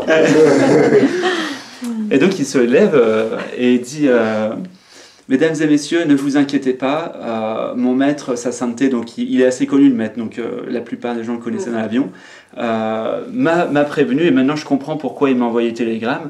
Donc maintenant, répétez après moi, et là il commence à chanter des chants sacrés, quoi. Tu vois, à chanter Hare Rama, Hare Krishna et tout. Et là il y a tout le monde qui commence à chanter. Et en fait, bon, la moitié en pleurs quand même, tu vois. Avec l'avion qui pique et tout, les gens qui s'accrochent à leur ceinture, qui décollent, la moitié qui se raccrochent au siège, parce que quand ça pique, c'est en apesanteur, quoi, du coup. Et le gars, aucun doute, quoi, il chante tranquille, tu vois. Et finalement, ils ont trouvé une grande plaine dégagée, et l'avion s'est posé sans aucun problème, pas d'accident. Mais c'est juste pour dire qu'il y a aussi un... Pour moi, la fin de la peur, ça a à voir avec la foi, avec une foi totale en la vie. Quand je suis parti en Inde, par exemple, on m'a pris mon porte-monnaie, mes papiers et tout, donc j'avais plus rien du tout. J'avais juste mon passeport, et là je partais en Inde pour 6 mois, voire ne pas revenir, parce que là je partais, vraiment j'avais tout quitté. Et là j'ai plus rien. Donc, et là tu es dans le RER, t'as pas le choix, tu es obligé d'aller prendre ton avion, ou alors tu y vas pas, quoi. Et en fait je suis parti quand même. Il y a une question de confiance. Tu te dis ok, c'est pas grave, même si j'ai pas d'argent, même si la vie va m'aider, quoi. Dans des situations de vie ou de mort, c'est là aussi où tu peux voir si vraiment t'es en connexion ou pas, quoi. Si vraiment t'es dans... Sébastien nous a raconté une histoire comme ça, je sais pas si tu la connais, je crois que c'est quand il était à Bali, ou en rentrant de Bali, il a eu la dingue et il a un jour il était en train de manger et il a senti qu'il était en train de partir, quoi. Il était mal. Ouais. Et il a eu une pensée, c'est oh putain je vais crever. Il est tombé dans son assiette. Hein. Il a dit oh, ça y est je vais crever, et la seconde pensée il a dit rien à péter. Et là, je lui ai demandé s'il avait encore des peurs. Ouais. Et il m'a dit non. Parce qu'il a vécu pas mal d'expériences aussi chamaniques. Donc, enfin, il sait très bien que ça continue après. Ouais. Donc bah oui. Mais après, il semble qu'il y a un temps d'intégration pour que dans le corps aussi, ça... Ouais. Enfin, ou dans le corps ou dans l'esprit, puisque le corps n'est qu'une projection de l'esprit, ça s'intègre profondément, de façon à ce qu'il n'y ait même plus de réaction de peur dans des cas de danger. Mais en même temps, elles sont importantes, ces réactions de peur, des fois, elles nous sauvent la vie. Hein. Oui. Mais qu'il n'y ait pas de peur irrationnelle, irraisonnée par rapport à une situation. La peur de l'avion, c'est pas complètement irrationnel. C'est irrationnel. C'est irrationnel, c'était pas en situation de danger. Bah oui. Il n'y a aucune raison d'avoir peur. Voilà, au pire, c'est le corps qui meurt. Et en plus, ça sert à rien. Ça sert à rien parce que t'as aucun pouvoir. Tu peux même pas partir en courant. Oui, c'est ça. Donc ça sert vraiment à rien là pour le coup. Sinon, tu devrais avoir peur de la vie, parce que la fin, elle est pas. En fait, c'est un super exercice d'abandon. Ah ouais, il y a des gens qui ça, oui. Il y avait une... Parce qu'il me disait, tu sais, si t'as très peur, ça se trouve, tu vas t'éveiller. Il y a une interview d'Eckhart comme ça, où une Finlandaise l'invite pour faire des satsangs en Finlande. Et Eckhart, il lui dit, ah ouais, j'ai peut-être un créneau... Eckhart Tolle, ouais. Il dit, j'ai peut-être un créneau à ce moment-là de l'année. Et puis la Finlandaise, elle lui dit, ah mais à ce moment-là de l'année, c'est envahi de moustiques. Et lui, il dit direct, ah bah au moins il aura quelque chose à quoi s'abandonner. Tu vois, c'est ça. Il est génial. Ouais. C'est vraiment ça, quoi. C'est quand il y a la petite, il y a la peur, bah ok, bah, tu t'abandonnes à la peur. Bon, la terreur c'est un peu plus dur, mais mais ça va venir. Mais ça aussi, c'est un temps quand même d'intégration. Il suffit pas d'avoir cette foi absolue, conviction absolue qu'on est l'éternité elle-même, qu'on est la vie éternelle, pour que le corps n'ait... Oui. C'est pas mental. C'est pas une foi mentale. Oui, absolument. C'est l'évidence. Et ça suffit pas pour qu'il y ait plus de réaction de peur dans l'organisme. Lui, il est programmé à survivre. On est dans une... Vraiment, l'expérience humaine, c'est... on est à la croisée entre une expérience de forme limitée, programmée pour survivre, vécu par une conscience illimitée et éternelle. C'est vraiment spécial comme truc. Et on doit, enfin voilà, on jongle avec ça. Enfin ça joue avec ça en fait. Donc il peut y avoir des réactions de peur dans l'organisme. C'est pas un problème quand elles sont vues depuis la conscience qui sait que c'est juste un jeu. Et il semblerait, moi j'en suis pas encore là, qu'au fur et à mesure de l'intégration de ça, à un moment donné, il n'y a plus de réaction de peur dans l'organisme. Il y en a beaucoup moins, mais il y en a encore. Bon, voilà, je pense que ça, c'est vraiment quelque chose de progressif. Ouais, ça s'estompe. Moi, je rêve d'un truc, quand tu parles de ça. Je suis fan du grand requin blanc. Et c'est d'aller nager avec lui sans cage. Et juste de voir le poisson de 5 mètres, donc, qui va tout en eux s'il le décide. Mais la conscience, c'est comme s'il y avait quelque chose qui me disait... Sans peur, tu n'es qu'amour. Oui. Et si tu n'es qu'amour, il n'y a aucun danger. C'est ça. Tu ne peux pas mourir. C'est ça, absolument. Oui. Écoute, des fois, au volant de ma voiture, j'ai touché des moments comme ça, parce que, comme j'ai eu des accidents de voiture, voilà, il y a encodé une peur avec la voiture. Et il y a eu des moments comme ça où il n'y avait plus du tout de peur, et où il y avait la pensée, et si j'avais un accident? Tu vois? Alors là, j'ai pas de peur, ok, mais si j'avais un accident, est-ce que ça générerait une peur? Et je sens pas monter de peur. Je sens monter, il peut pas y avoir d'accident. C'est ça. Ouais. Dans ces moments-là. C'est vraiment, ça rejoint vraiment ce que tu dis. Cette pensée-là, elle n'a même pas de sens, il peut pas y avoir d'accident. Dans cette perspective dans laquelle je me trouve là, ça ne peut pas arriver. C'est bizarre, je ne sais pas l'expliquer. Mais... Et c'est une conviction absolue. Ouais, c'est ça. Parce que la confiance est la conscience est confiance. Ah La conscience est confiance, forcément. C'est forcément le petit moi qui a peur. Mais la conscience, elle n'est que confiance. Il n'y a pas de doute. Vous l'avez vu cette vidéo de cette fille avec les tigres là, ou les lions, je sais plus. Il y en a 2, 3 comme ça, c'est impressionnant. Des guépards. Des guépards, Il y en a une qui est passée aussi, c'est un petit post sur Facebook où des animaux improbables, donc un gros crocodile du Nil qui fait 12 mètres de long. Le mec, il rentre dans l'eau, c'est son animal de compagnie. Il le retourne, il le caresse comme ça sur son ventre. Il est tout petit à côté du crocodile. Et quand tu regardes ça, tu dis waouh, quoi, impressionnant. T'as un mec avec un ours aussi. Chacun son truc. Mais est-ce que tu crois que c'est est-ce que vous croyez que c'est absolu ça? C'est-à-dire quand tu dis je sais que je suis tout amour et que si je croise le grand requin blanc, il ne peut rien en gros tu dis ça, il ne peut rien m'arriver? Ou est-ce que tu as toutes les chances de ton côté, mais un jour le gros requin blanc ou le lion, il y va quand même, on ne sait pas pourquoi. Parce qu'il a faim. En fait, est-ce que c'est une... Moi, la question que j'aurais envie de te poser, c'est est-ce que l'impulsion à vouloir vivre cette expérience, elle n'est pas antérieure au fait d'avoir confiance dans le fait que je vais pas me faire manger par le requin. C'est-à-dire, est-ce que c'est pas le courant de l'amour, de la conscience elle-même qui a envie de vivre cette expérience avec le requin, et du coup ça va se produire parce que c'est antérieur en fait. Très souvent on pense qu'il y a une chronologie dans notre vie, on pense qu'il y a une chronologie, en fait il n'y en a pas, il n'y a aucune chronologie. La réponse et la question sont là en même temps.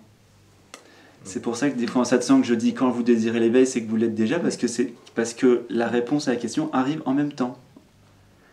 À partir du moment où la question émerge, c'est que la réponse est déjà disponible, est déjà là. Les causes et les conséquences sont inversées. Hein. C'est ça, exactement. C'est ça. Donc oui, si l'élan du cœur est là, c'est que forcément, en fait, l'expérience est déjà faite. Oui. Donc c'est déjà, ça arrivera, forcément. Tu mets une GoPro. Alors moi, le rêve de ma vie, depuis que je suis pré-ado, c'est de sauter en parachute. Ben voilà. Voilà. Avec la peur de l'avion. C'est exactement. Mais c'est ça. Jusqu'à mes 11 ans, j'avais pas peur de rien. Mon rêve, c'était de sauter en parachute. Et dès que l'adolescence, voilà, ça a été fini, quoi. Toutes les peurs se sont construites, quoi. Enfin, se sont... Ok, alors ça va être une pièce du puzzle. Il y a des chances que tu le fasses. Et ça va sans doute valider valider que tu n'es pas affecté par cette terreur de l'avion. Il y a des choses que je savais à un moment donné dans l'avenir que je vivrais des choses qui seraient importantes pour valider des compréhensions, et à chaque fois ça s'est produit, tu vois. Oui, moi j'ai toujours dit le jour où je sauterai en parachute, c'est que bon, c'est bon. Ouais. Mais tu le voulais depuis enfant. Toujours. Donc ça se passera. Donc tout est parfait. Enfin, c'est vraiment magnifique parce que quand on voit ça, c'est vraiment on voit que c'est la conscience qui joue. C'est tellement évident en fait. C'est tellement évident. Après c'est génial hein. Parce que sauter en parachute c'est quand même l'acte le plus dingue. T'es dans un avion qui marche et qui vole, moi qui vole bien, tu te jettes de ton plein gré. C'est ça. Pour quelqu'un qui a peur de monter à l'avion. C'est assez énorme. C'est juste énorme. C'est ça qui est génial. C'est l'inversion. La mécanique elle est super. Exactement. Ouais. J'étais en blablacar l'autre jour avec un parachutiste, un militaire. Et j'en ai parlé avec lui et tout. Et je lui ai dit, j'aimerais trop ne plus avoir peur de l'avion et puis même sauter en parachute. Quoi. Et il m'a dit, avoir peur, c'est bien aussi d'avoir peur, sinon il n'y a pas trop d'intérêt. Quoi. Enfin, c'est l'adrénaline. C'est comme quand tu vas au manège. Quoi. C'est les montagnes russes. Quoi. Et il me dit, non, mais vas-y. Il me dit, il y a des trucs là dans le coin et tout. C'est métaphoriquement, il y a un peu un lien entre l'éveil et le saut en parachute. Ouais. Et justement, ça fait un peu comme toi quand tu étais enfant, c'est-à-dire qu'il peut y avoir, en général, donc ça se passe il y a une expérience d'éveil, et après il y a l'éveil au bout, mais en général l'expérience d'éveil c'est un petit peu le goût de sauter en parachute, mais on garde la sécurité quand même, on veut pas... on se garde quand même le petit moi. Voilà. Et jusqu'au moment de la bascule, tu vois. Mais c'est assez marrant, quoi. C'est l'après qui est beaucoup mieux, quoi. Après, quand tu sautes, c'est cool. Voilà, non, mais même, il paraît que c'est génial, je l'ai pas fait, mais... La peur, c'est dès que tu passes le mécanisme de l'affronter, c'est là où tu découvres la vie, quoi. C'est un truc énorme. C'est un cadeau, quoi, que tu as là. Oui, c'est là que tu vois l'illusion de la peur, qu'il n'y a vraiment aucune raison d'avoir peur. Oui. Il y a une histoire célèbre de Trungpa à propos de ça, justement. C'est un maître qui est en avion avec des élèves et qui saute en parachute. Et le maître leur dit j'ai deux nouvelles. La mauvaise nouvelle, c'est que vous n'avez pas de parachute. La bonne nouvelle, c'est qu'il n'y a pas de fond. Exactement. Exactement. Et il n'y a pas de fond. Oui. Donc c'est justement, comme tu disais, c'est intéressant cette histoire de sauter, mais on voit ça, j'ai vu ça dans des blogs spirituel, le fait de sauter dans le vide sans s'abandonner en fait. Oui. Parce que c'est métaphoriquement de s'abandonner à la vie. On a peur, oui, mais c'est ce que tu dis. Ça rejoint ce que j'écris dans La joie d'être, c'est sauter dans le vide, c'est voir qu'il n'y a pas de vide dans lequel sauter. Voilà. Voilà. Et c'est juste être là, en fait. Et voilà, c'est aussi simple que ça, mais on a projeté toute une histoire autour de ça, du fait de s'abandonner à la vie, comme de faire un saut, alors qu'en fait, quand ce saut se produit, on s'aperçoit qu'il n'y a jamais eu de saut. Enfin, en tout cas, ce qui est sûr, c'est que oui, il n'y aura jamais... on ne touche pas de... Ouais, c'est vraiment ça. Je l'ai dit dans un satsang. On n'atterrit jamais nulle part. Ouais, on a c'est jamais le sol. C'est difficile à décrire. Ouais. Mais c'est vraiment ça, ouais. C'est vraiment sauter, mais sans jamais toucher de fond, ouais. Évidemment, parce qu'il n'y a pas de fin. Il n'y a pas de fin à la conscience. Comme dans les rêves. Moi, ça m'est arrivé plusieurs fois de voir que je tombe. Et puis je me dis, je vais m'écraser, et puis il ne se passe jamais rien. Ah, c'est un beau rêve, ouais. Je tombe et il ne se passe rien. C'est beau. Et en fait, je dirais que c'est quand même s'abandonner à la vie, c'est se vivre comme quelqu'un qui s'abandonne. Oui. Et le saut, il se fait quand ce quelqu'un, il disparaît. Ouais. Donc il n'y a jamais personne qui s'abandonne à rien. Ça ne se produit pas, en fait. Il y a juste quelqu'un qui résiste à s'abandonner. Il y a juste la croyance qu'on est quelqu'un. Et que ouais. cette croyance-là, elle lâche. Ouais. Et là, il y a toutes les résistances qui lâchent avec.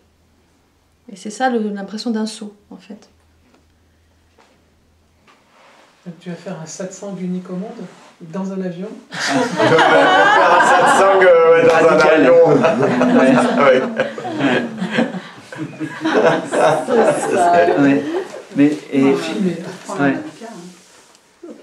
Et c'est intéressant là l'histoire parce que ok il n'y a pas de fond, mais il dit aussi vous n'avez pas de parachute. Ça c'est important de le comprendre. Oui, forcément. C'est pas l'éveil n'est pas sécuritaire pour le petit moi. C'est pour ça que c'est inconfortable pour lui. Tout à fait. C'est pas sécuritaire, ouais. Tu ne des fois il y a des gens enfin une fois il y a une personne qui m'a interrompu en satsang et qui m'a dit pour qui vous prenez, nanana. Je suis d'une lignée de grands maîtres tibétains depuis 25 ans et l'éveil c'est comme ça, et commence à m'invectiver. Et en fait, ça faisait 25 ans qu'elle méditait et elle était tellement dans le je sais, dans l'espace du je sais, qu'elle ne pouvait pas avoir accès à sa nature. Parce que ce qu'on est, il n'y a rien à en dire et il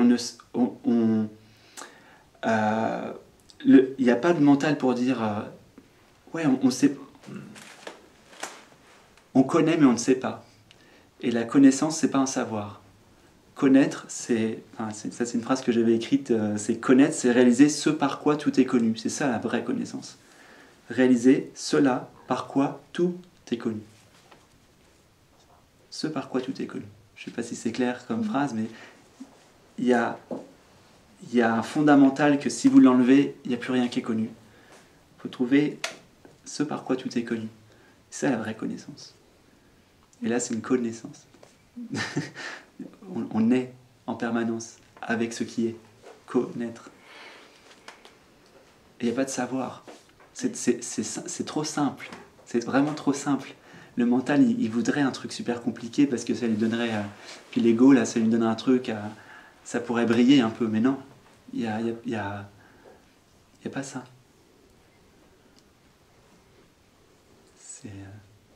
C'est trop simple.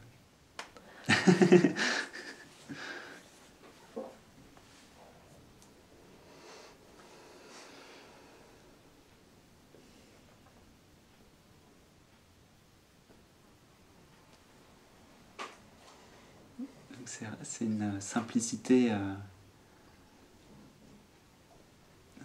entière, sans concession.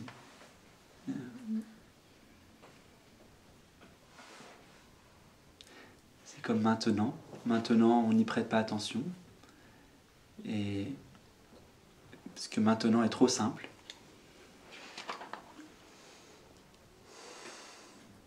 Parce que qu'est-ce qui reste s'il n'y a plus la seconde d'après et la seconde d'avant? Waouh, ça nettoie là.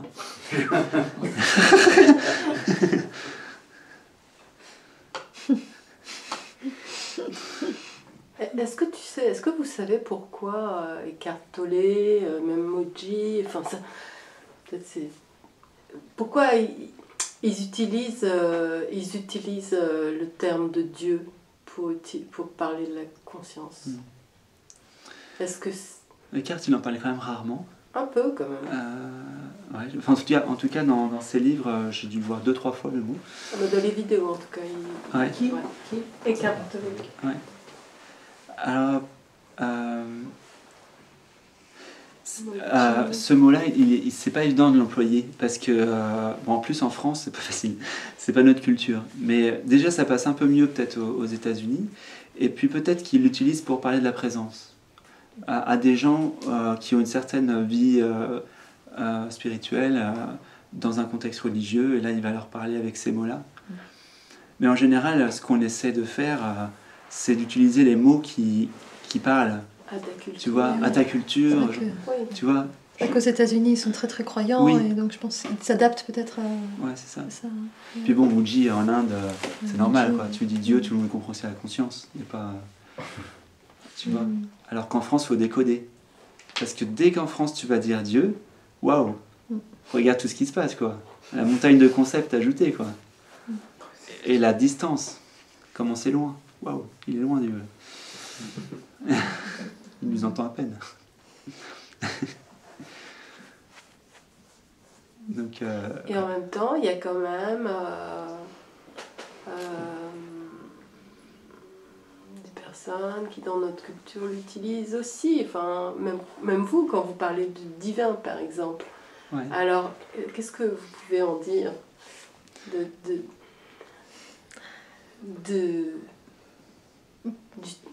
d'utiliser ces concepts divins? Dans un premier temps, déjà, c'est le Dieu intérieur. C'est pas un Dieu compris à l'extérieur. Donc ça a un rapport avec la façon dont c'est vécu intimement. Et moi, je suis passé par là. Tu sais, j'ai eu un chemin vraiment très traditionnel, hein. Très très traditionnel avec la répétition du mantra, comme on fait en Inde. En plus, je l'ai mis à ma sauce occidentale, du coup, parce que je sentais que les mantras indiens avaient moins d'effet au niveau du cœur sur moi. Donc, par exemple, quand je répétais Shiva, Shiva, Shiva, Shiva, Shiva, ça ne me faisait pas d'effet. Même si les maîtres ils me disaient il faut répéter Shiva, Shiva. Ok. Donc, moi, j'ai pris Jésus. Et pendant des heures, je répétais Jésus, Jésus, Jésus. Et là, ça me faisait un effet, je le sens. Tu vois, même là encore, c'est marrant, hein, encore une anecdote. Ça peut être un vieux truc, mais quand je le dis, je le sens. C'est touchant quand tu parles de Jésus. À chaque fois que tu en parles, je suis touchée. Parce que, il y a une affinité, c'est comme ça. Et je l'ai toujours eu, je pense. Enfin, ouais, je pense qu'il y avait toujours un truc. Même quand j'étais pas sur un chemin spirituel, quand j'étais petit, il y avait un truc. Donc ça parle au cœur. Donc Dieu, j'ai répété aussi le même mantra que Saint François d'Assise pendant des années. Mon Dieu, mon tout, mon Dieu, mon tout, mon Dieu, mon tout. Parce que ça m'ouvrait ici, je le sentais. Mais quand je le faisais, j'étais pas tant intéressé aux mots que je disais qu'au ressenti. Oui. C'est-à-dire que pour moi, c'était confortable de sentir la présence en faisant ça. Et l'avantage du mantra, et c'est pour ça qu'en Inde on dit que c'est la voie la plus rapide, bon après, vous faites ce que vous voulez, mais c'est ce que disent les sages de l'Inde, c'est que grâce au mantra, tu peux toujours être dans la présence. Tu peux boire en répétant intérieurement mon Dieu, mon tout, ou Jésus. Grâce à la prière aussi, ici, alors, par exemple. Le mantra, c'est plus simple, c'est juste, ça répète, il n'y a pas prière, il n'y a pas la notion de... Parce que prière, des fois, ça peut être sous-entendu comme demande, etc. Non, là, c'est juste, tu répètes le mantra, et tu sens la présence. Alors au début, je ne le sentais pas. Les maîtres, ils me disaient, répète le mantra, mais j'avais confiance, alors je me suis dit, ok, s'ils le disent, puis au bout d'un an, j'ai fini par sentir le mantra.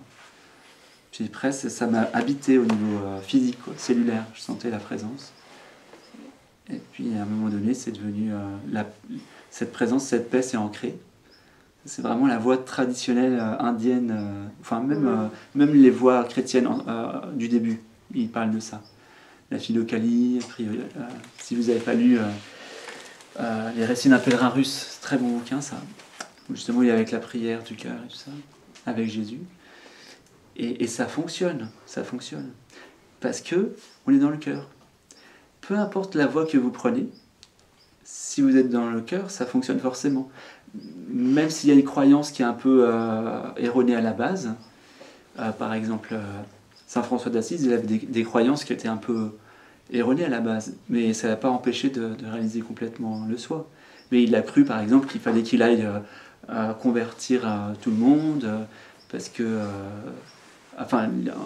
qu'il aille chez les musulmans, etc. Alors qu'il n'avait pas... Enfin, tu vois, c'est pareil, tu vois, la voie musulmane, la voie... J'ai pratiqué avec les soufis, c'est pareil. Mais, toutes les voies sont... c'est la même chose. Aujourd'hui, le Dalai Lama, il dit pratiquez local, quoi. Pratiquer local, ça, pratiquer bio. Il dit ça. Il dit ça, pas besoin d'exotisme. Exactement. Donc, tu vois, je suis allé chercher l'exotisme, et à la fin, les dernières années, j'étais dans des pratiques où je suis revenu avec Jésus. Alors que pendant des années, j'étais avec des trucs plus orientaux. Et puis à la fin, c'était tellement simple qu'il n'y avait plus que ça, quoi. Il n'y avait plus que le mantra, puis après, il n'y avait plus que la présence, il y avait à peine le mantra, et puis un jour, voilà ma voiture, bah, boum. J'ai rien demandé, donc c'était très progressif. Et puis, ça s'est fait comme ça, mais c'est le cœur, quoi. Enfin, c'est l'aspiration profonde qui va faire que ça se fera, quel que soit le chemin que tu prends, ça se fera. C'est sûr. Céline, elle le dit d'ailleurs dans la joie d'être, les chercheurs peuvent dormir sur leurs deux oreilles avant de l'étudier. Ça, c'est sûr. Ouais. C'est sûr, ça va se faire. Bien sûr. C'est même pas toi qui as créé le désir d'union, donc ça vient déjà de la vie, c'est déjà fait, quoi. Bah oui, pour moi, tu es la conscience elle-même sous cette forme en train de revenir vers elle-même. Exactement. Ouais. Et moi, le mot Dieu, j'utilise celui-là parce que dans ma culture, bien que j'ai eu une éducation athée, mais avec quand même la culture chrétienne autour, Dieu, dans ma représentation, c'est l'absolu, c'est ce qu'il y a de plus absolu qu'on puisse concevoir, en fait, tout simplement. Mais ça, c'est dans ma culture. Je serais indienne, j'aurais dit le soi, probablement. Donc c'est le mot que j'ai utilisé quelques fois dans mes livres pour désigner l'absolu, en fin de compte. Et maintenant, j'utilise pratiquement. Mais c'est plus coloré de. Justement, il y a un truc, il y a une mystification, donc j'utilise pratiquement plus maintenant. Non, mais ça peut aussi être plus coloré de.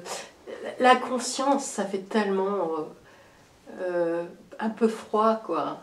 La conscience. Ça dépend de chacun. Ouais. Alors que quand tu dis divin, tout de suite c'est poétique, quoi. Ouais. Tout ça dépend tellement de tes représentations. Ouais. Et le mot présence, par exemple, c'est celui qui, depuis quelque temps, me parle le plus de tout ça, me semble le plus complet pour parler de ça. Et puis, de plus en plus, maintenant, c'est le mot existence qui vient. L'existence. Dieu, c'est l'existence elle-même, dans sa totalité. Donc, maintenant, ça devient encore plus simple, c'est l'existence, la vie. Il y a moins de mystification, tu vois. Dieu, conscience, présence, c'est déjà... un peu, on peut projeter des choses dessus. La vie, l'existence, ça devient plus simple. Et c'est la même chose. Moi, j'utilise être parce que... Alors, être. Parce qu'en fait, pour moi, je l'ai vraiment vécu comme ça, l'éveil. C'est-à-dire que je connais un sage de l'Inde qui dit, au moment où vous réalisez le soi, le mot Dieu tombe. Et c'est vrai. C'est-à-dire que Dieu tombe, quoi. Dieu tombe de son piédestal. Tel qu'on se le représentait. Tel qu'on se le représentait, ça tombe parce que Dieu se définit lui-même dans les Écritures comme étant « je suis ». Il dit à Moïse, dis-leur que « je suis » t'a envoyé. Je suis donc être, conscience d'être. Je suis cela qui suis. Voilà, c'est ça. Je suis, c'est ça, exactement. Donc ça c'est vraiment direct, c'est du concret, tu vois. Donc c'est pour ça que vous êtes tous éveillés déjà, parce que vous êtes. C'est évident, et ça vous pouvez pas le nier. Et même en sommeil profond, comme on a vu ce matin, vous savez que vous êtes. Et vous pouvez même pas dire comment, mais vous savez que vous êtes.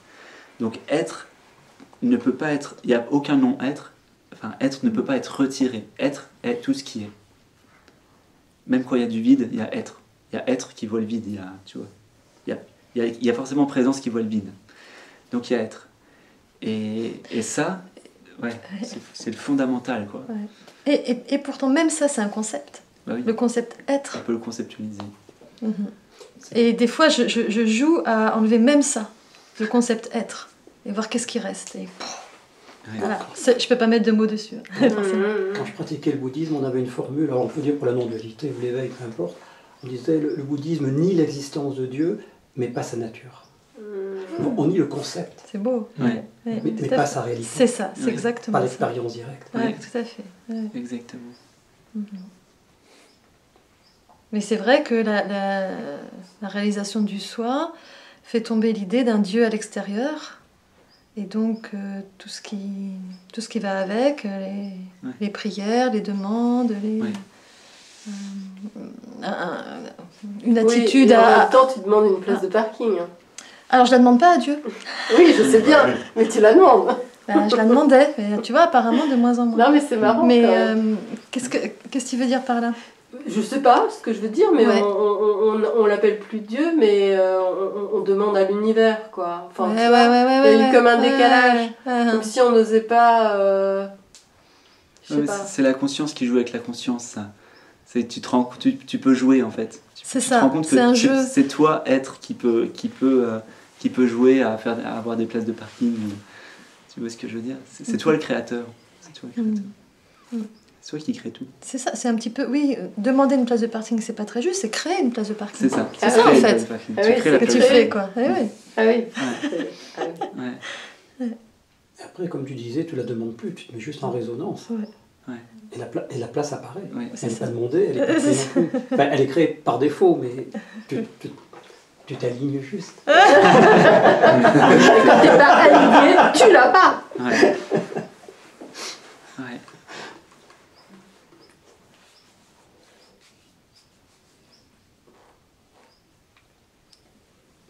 Donc juste être, sans ajouter de concept à être, c'est ça l'éveil.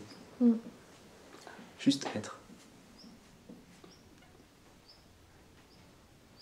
C'est reconnaître que nous sommes ce qui est présent à ce qui est en train d'être. J'aime bien dire comme ça aussi. Ce qui est en train d'être, oui, en effet. Et ce qui est présent, ce qui est en train d'être, c'est une seule et même chose, mais parce que c'est conscient. C'est pas juste en train d'être, c'est conscient d'être. Donc voilà, c'est une forme que j'aime bien aussi. Être ce qui est présent et ce qui est en train d'être. Là, j'ai rajouté des choses à être, hein. Mais en même temps, je finis par être. Hein. C'est comme un cercle. Le texte que vous avez cité. Je suis celui qui est. Je suis celui qui suis. La traduction est plus compliquée que ça parce que c'est une forme en hébreu qui est l'inaccompli. Donc parfois on a traduit je suis celui qui a été, qui est et qui sera. Ah oui, ok. C'est qui est pas très bon non plus. Je pense que c'est un traduit. Bien dire la meilleure traduction. Je suis celui qui est en train d'être. Je suis ce qui est en train d'être. Je pense que la meilleure traduction de ce verset, c'est celle-ci. Mais sans jeu. Et sans le jeu en plus, on peut enlever le jeu. Le jeu, c'est Dieu qui parle. Voilà, c'est ça. Celui qui est en train d'être. C'est ça. Et vu comme ça, tout ce qui est en train d'être, tout ce qui est cela. Et il n'y a rien qui puisse être extrait de cela. Rien.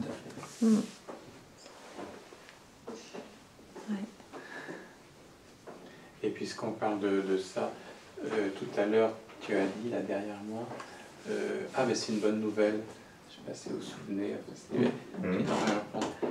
et l'évangile, ça dira bien. Ah oui, c'est vrai.